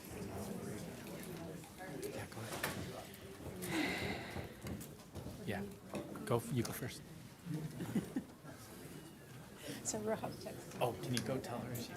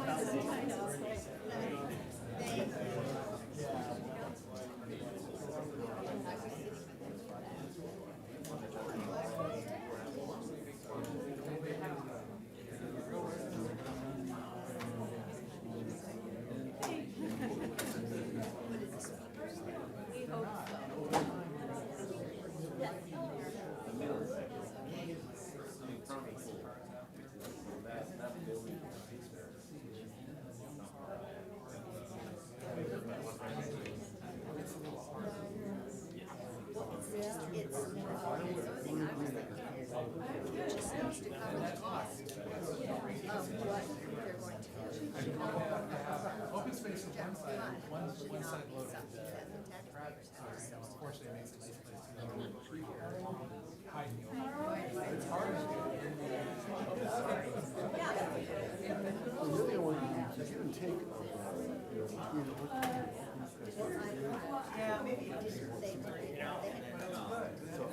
That's how it works. As I said, I forgot to thank them. They brought me a table. Yeah. I don't mind. That's all.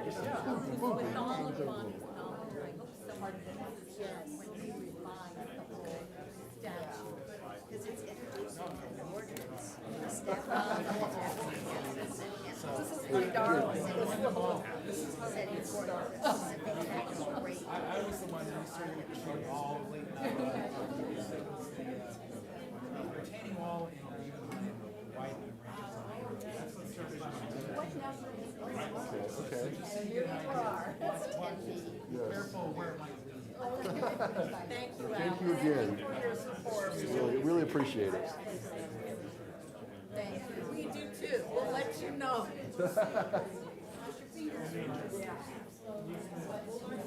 Yeah, yeah.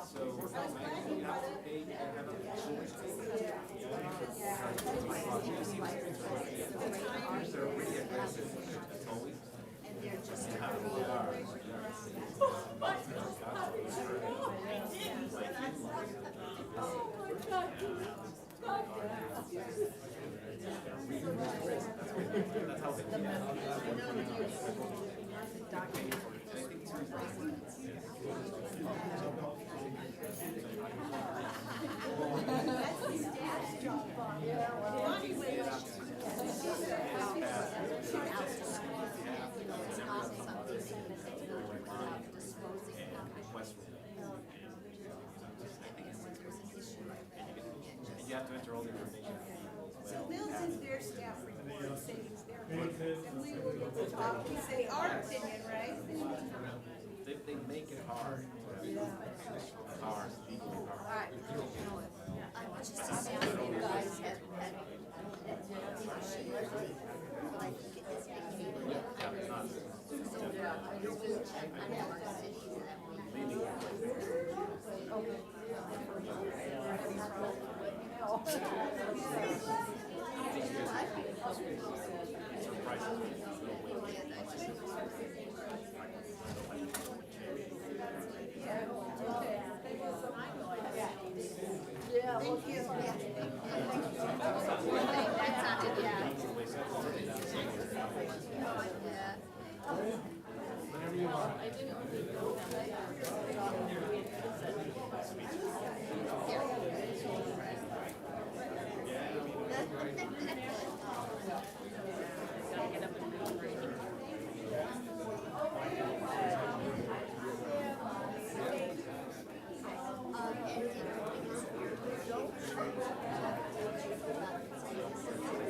you.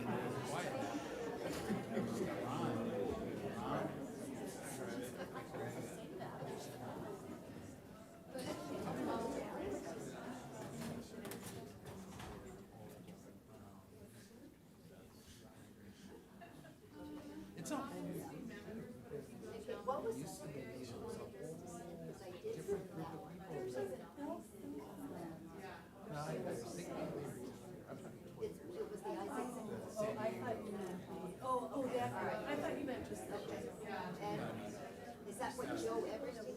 No, Joe Eversting sent out the ID. So who sent? Oh, she sent it out today. That, okay, that we're supposed to, because I have my two listed. I haven't done that.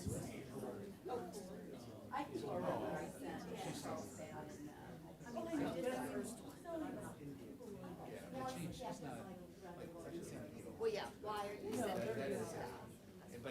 So Austin, I know, because Diane, Grace emailed me, like, what do you say about your income? You know, I'm sharing with you. I'm sending this along to you. I sent my little intro that I did. Yeah.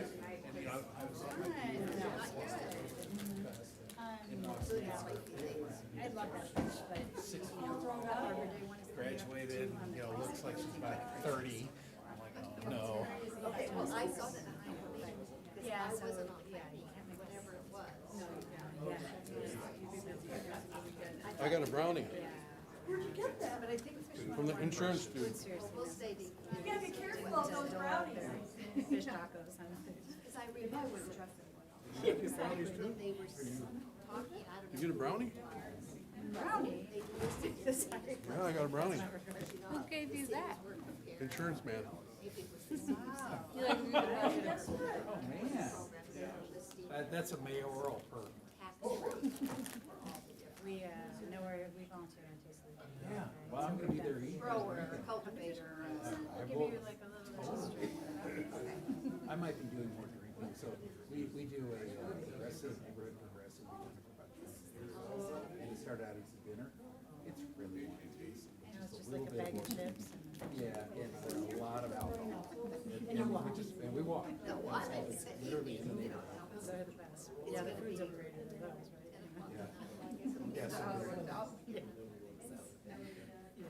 Yeah, so Bob Pendergast and Sally. It's been a long used to live in time. my neighborhood. Usually we're on Zoom. And they moved down 10 years ago or so, but they still come for that. Still come for the drink. Selective visiting.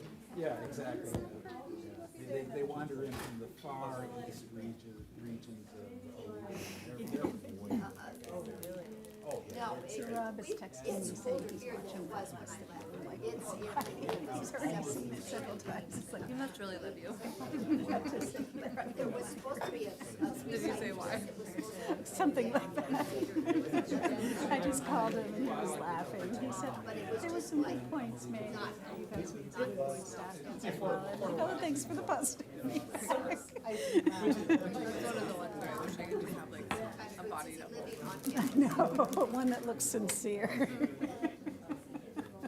Maybe this whole AI thing we're talking about, where things can just come together with just a command. That'll happen soon. Off the Are we ready? campus. Go. You know, a lot of the things. Hello, welcome back. Suddenly the council chambers is mostly empty.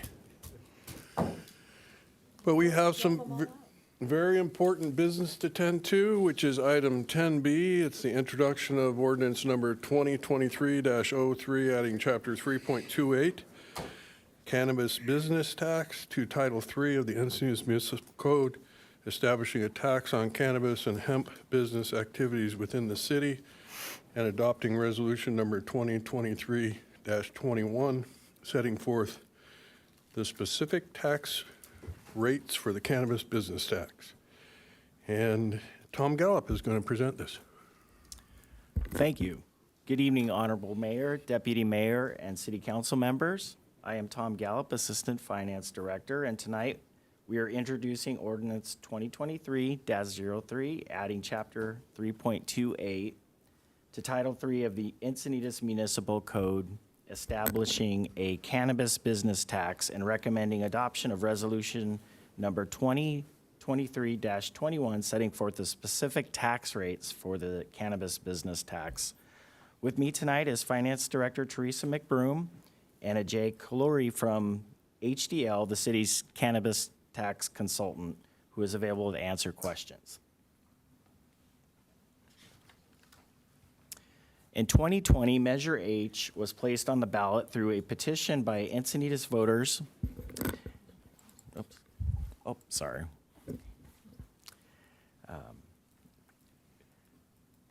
Excuse me. The ballot was placed through a petition by Encinitas voters and gave residents the opportunity to vote on a change to local regulations allowing certain cannabis-related uses and activities. The measure was approved by the voters in November 2020.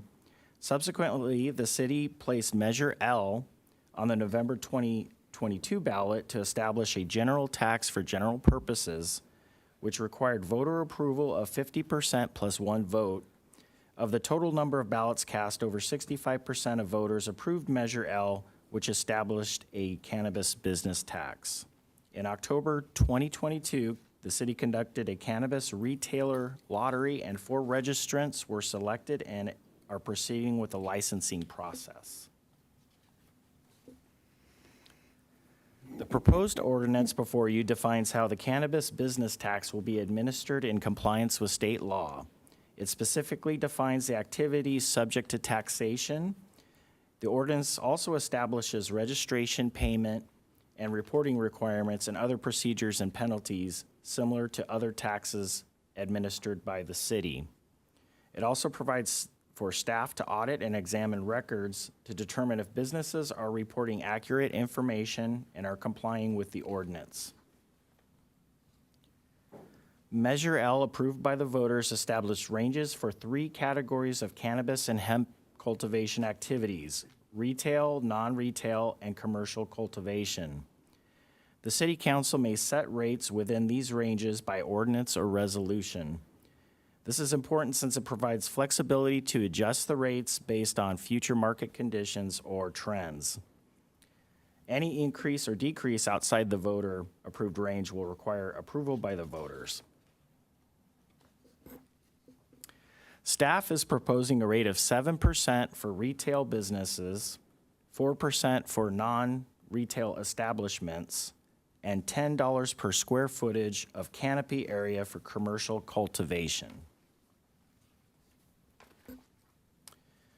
To assist staff in setting these rates, HDL prepared an analysis of tax rates in the region. HDL recommended a retail rate of 7%, which is competitive with Encinitas' 2 closest competitors, Vista, which has a retail rate of 7%, and the City of San Diego with a rate of 8%. The nearest retailer to the north in Vista is 30 minutes from Encinitas, to the east, 50 minutes away in Ramona, and to the south, 15 minutes away in the City of San Diego.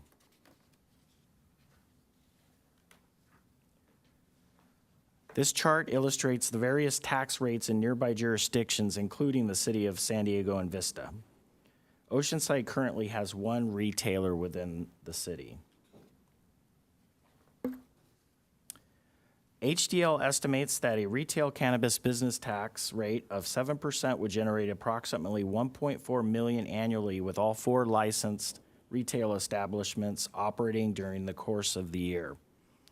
Staff does not anticipate significant revenues collected from non-retail and commercial cultivation activities in the near future.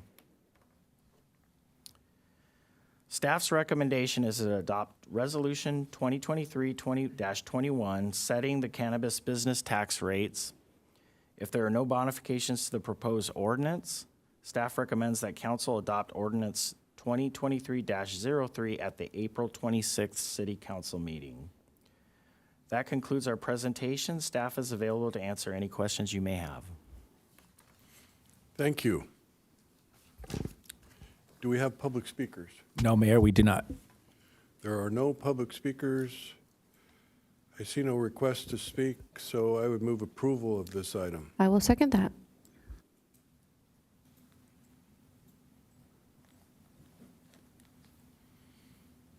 Still no speakers.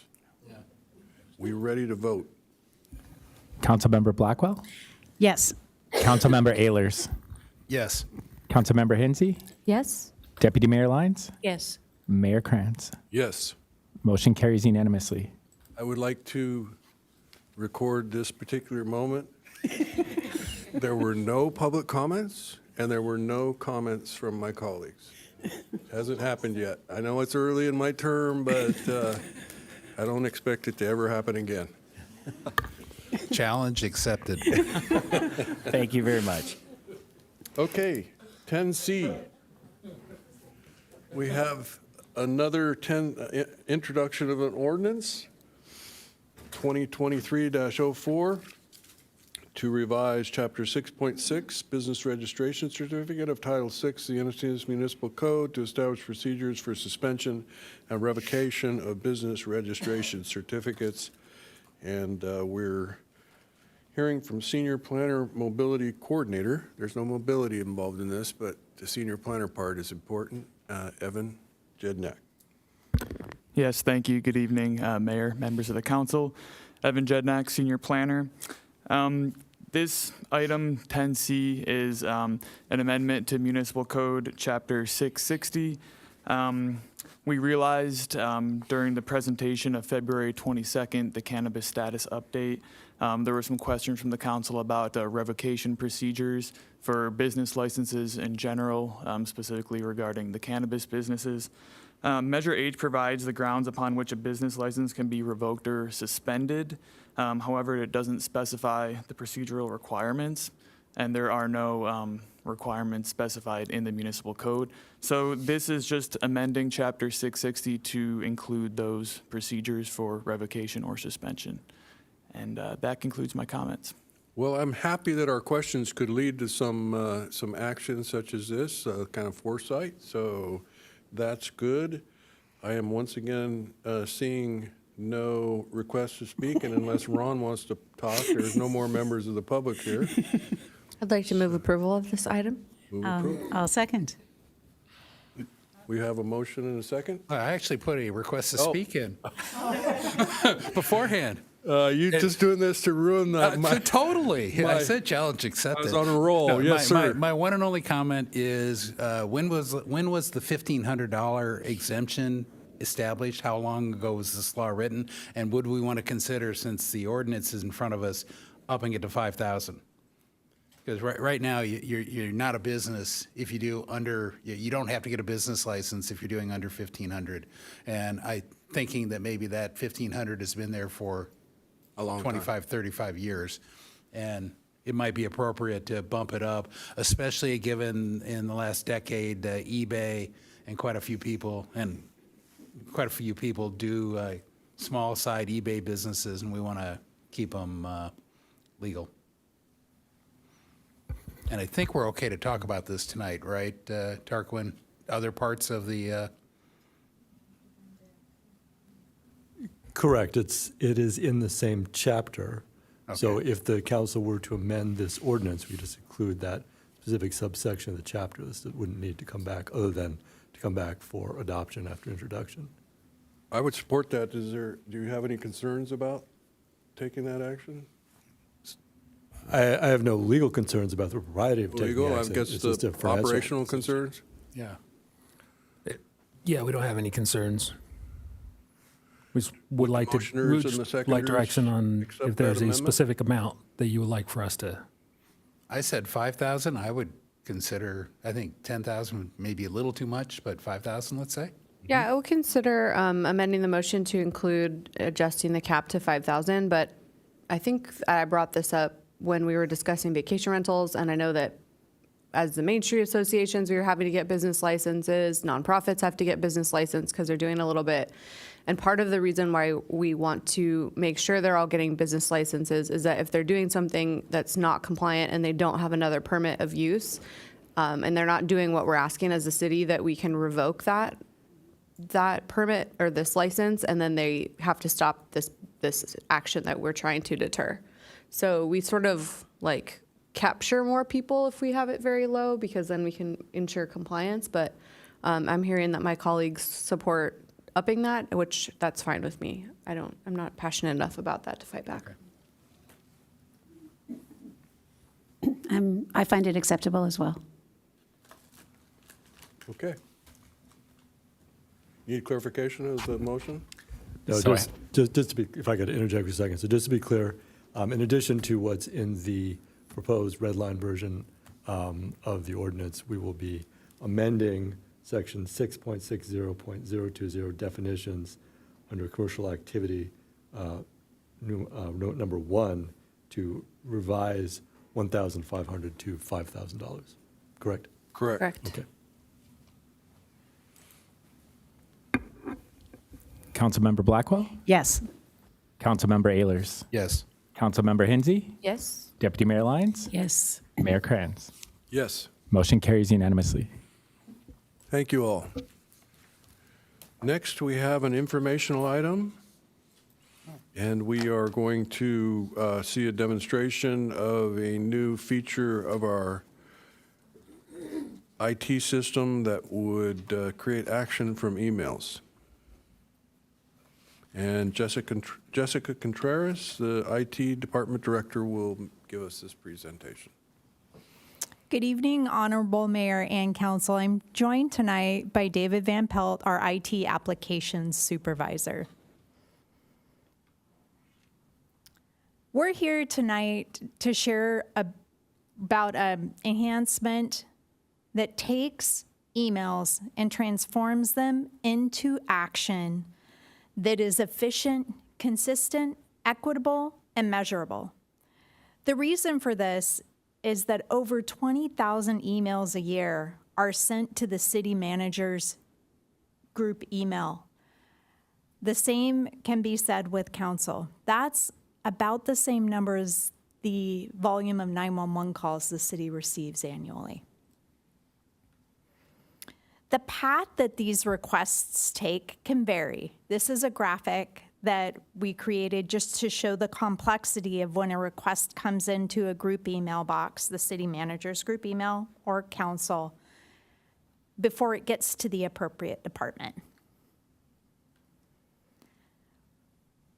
What we have done is really taken a look at using the tools that exist within the city to provide consistent service. Before you, you see a dashboard for my Encinitas and also what we call our request hub. It's an online version of the My Encinitas application. Requests that are submitted this way are consistently routed to staff to respond. So they're directly routed to the applicable departments. As noted, the sheriff's also included in that for specific types of requests that are submitted. The process is equitable. Requests are prioritized based on request type. The item that really helps the staff is that we receive metrics from this. So the data that's requested through the My Encinitas app or the Request Hub is actionable and measurable. For example, you can see last month the primary type of request that came in were pothole requests. That allows us to allocate resources to the most needed activities. It also allows us, if we need to procure materials, to foresee the volume of materials we need to respond to those requests. One of the items that we also appreciate is that all of these requests are geocoded, which means we can view them on a map and perform analytics to see if there are preventative actions that can be taken for a specific type of request that will eliminate the request in the future. The top items requested are response to agenda items, questions or concerns about homelessness, short-term vacation rental questions, questions regarding cannabis permits, permitting itself, how do people get a permit, if they have a question or an issue with a permit, code enforcement requests, requests for service from Public Works, like we mentioned the pothole requests, as well as requests for traffic engineering.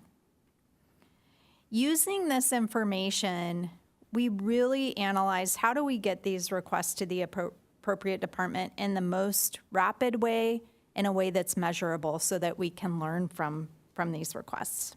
And what we came up with is a requests hub online that includes the most frequently requested services, everything from submitting a public records request to reporting an issue online to submitting a code enforcement request or an agenda item.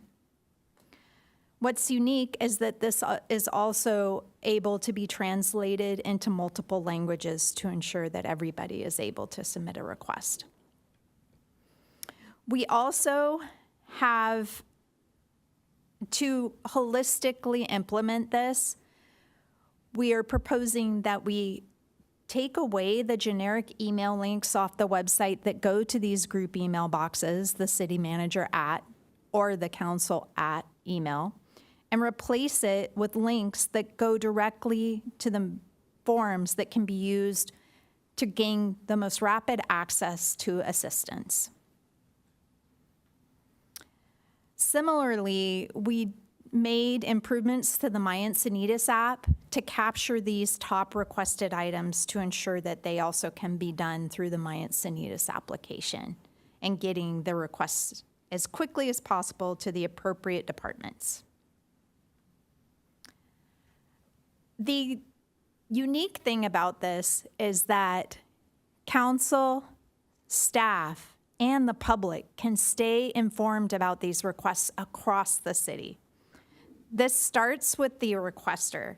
When a request is sent or submitted either through the web or through the My Encinitas app on a mobile device, the requester receives an email acknowledging that the system received a request. Once the department responsible receives it, they acknowledge it, and an email is sent again.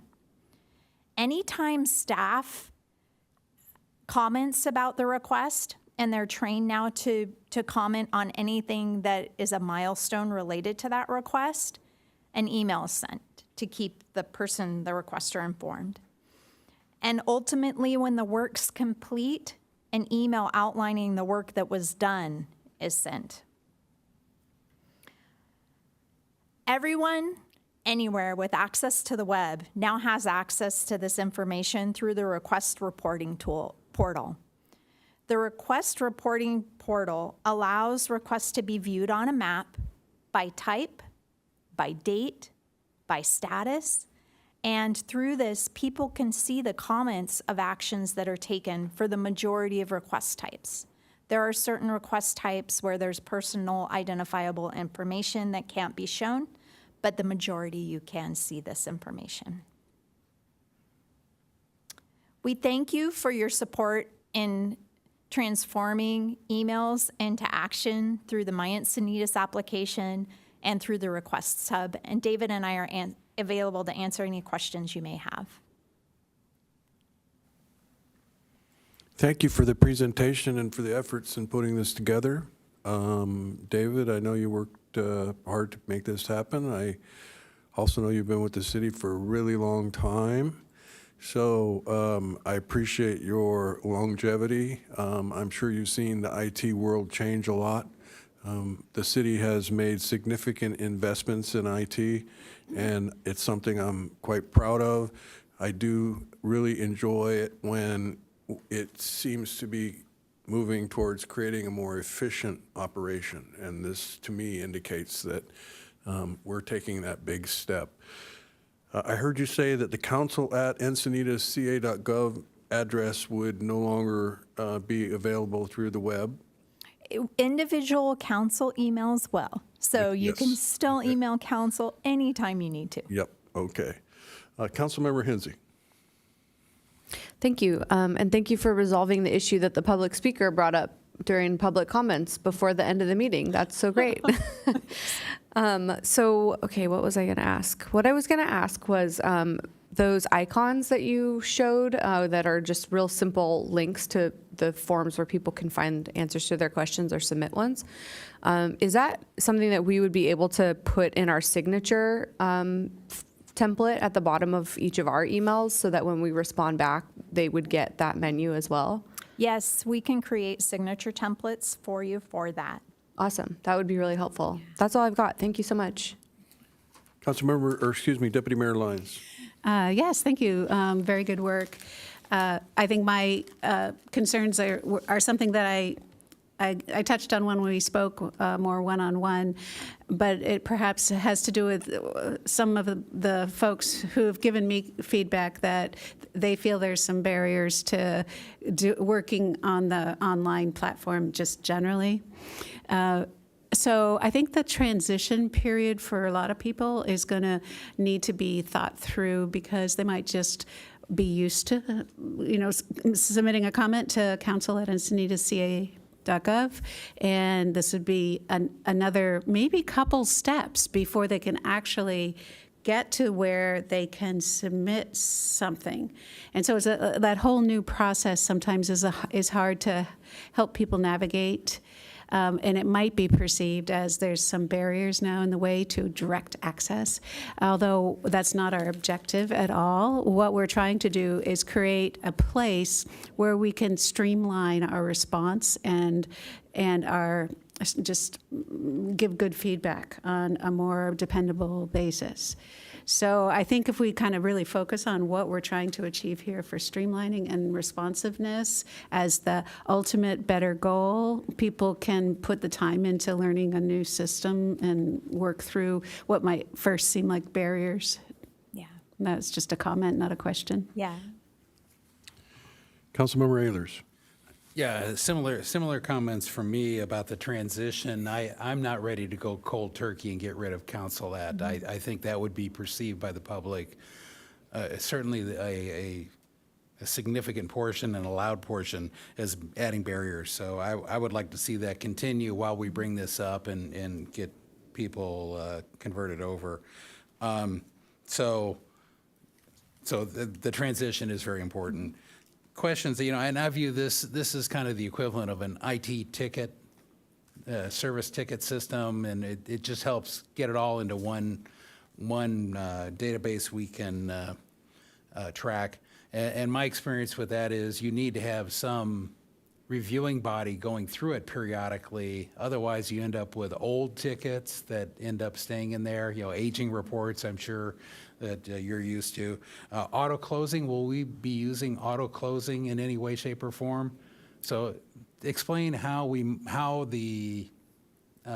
prevent dormant responses sitting in there and adding tickets that just sit there. How do we propel them through the system, so to speak? What's the forcing function? We have digital dashboards to start off with, which all of the directors and supervisors have access to and routinely use. We also have gone through citywide training for all of the users on what is required, and we have documentation for that.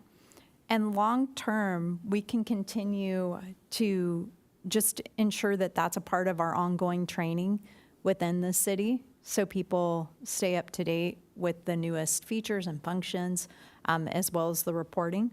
And then within IT, we also have staff that do look at the system on a continuous basis to ensure things are moving through. David, do you want to speak really quickly just about your applications team?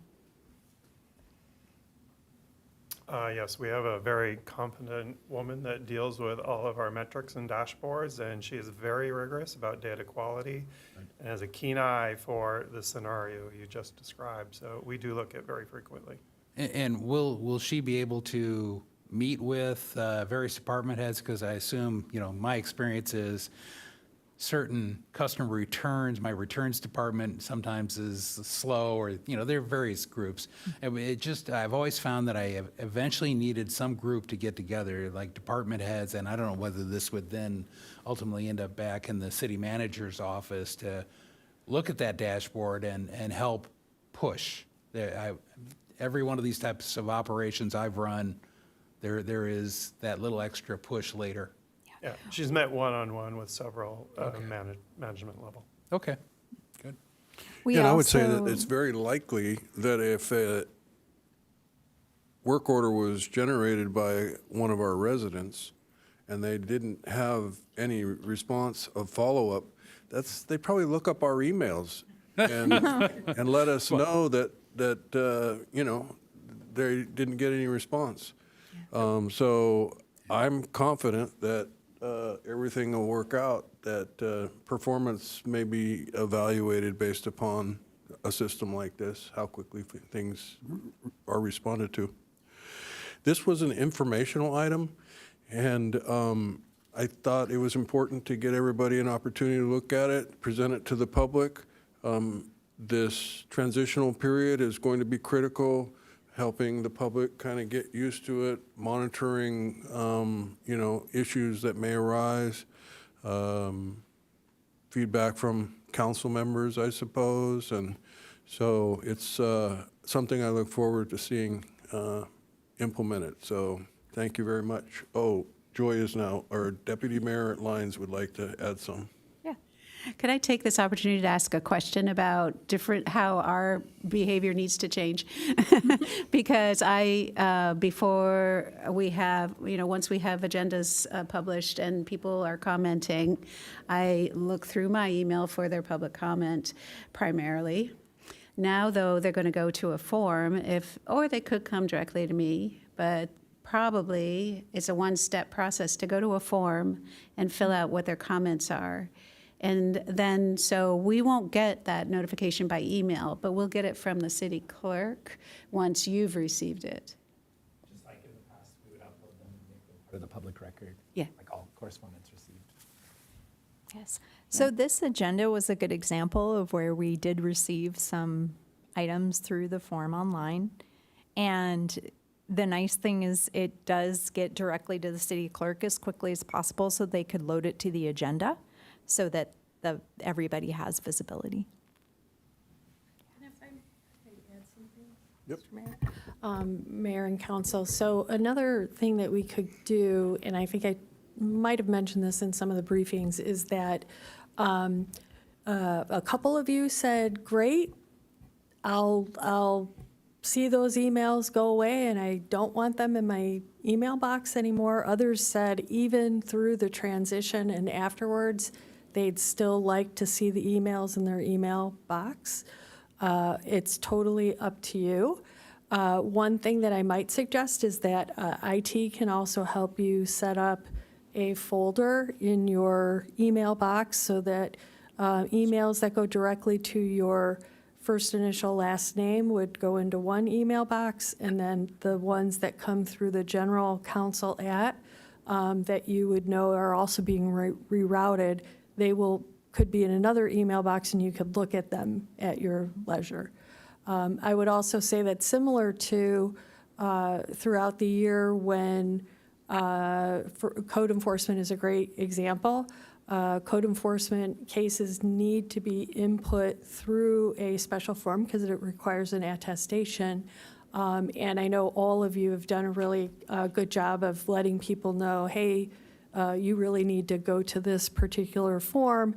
And I would suggest that you think about doing that as well to get people used to it. And then just finally, I do want to mention that the council agenda item form allows you to upload documents. So it's not like somebody wrote an email and then they're like, now I got to retype it in the thing. They can upload documents and photos as well.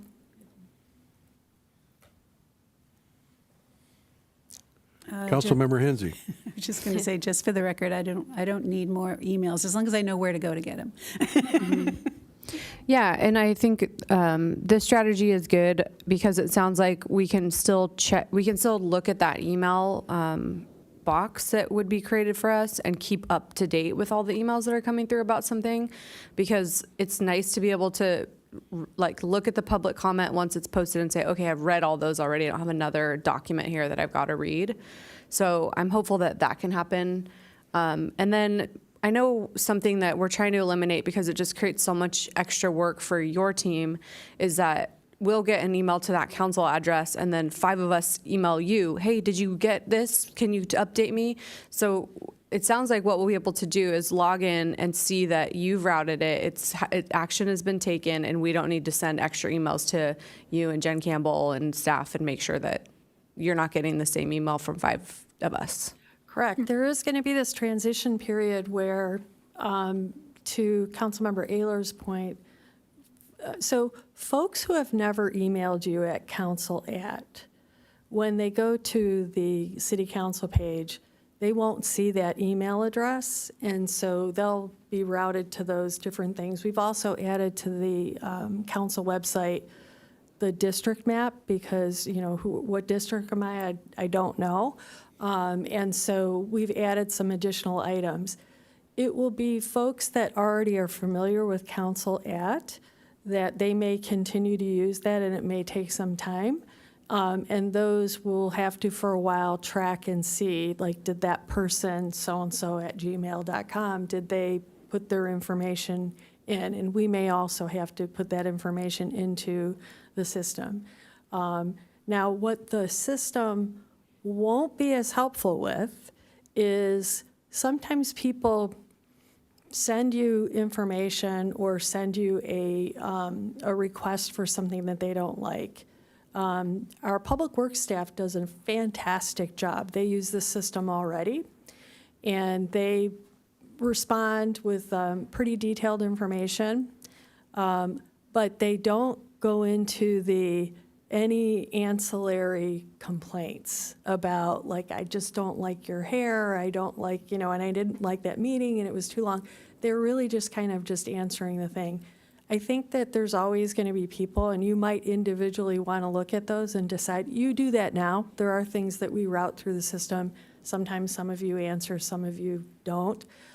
So you'll have to just look at those on a case-by-case basis. But we'll be trying to make sure if it's a request for something, that it can be routed through these different portals.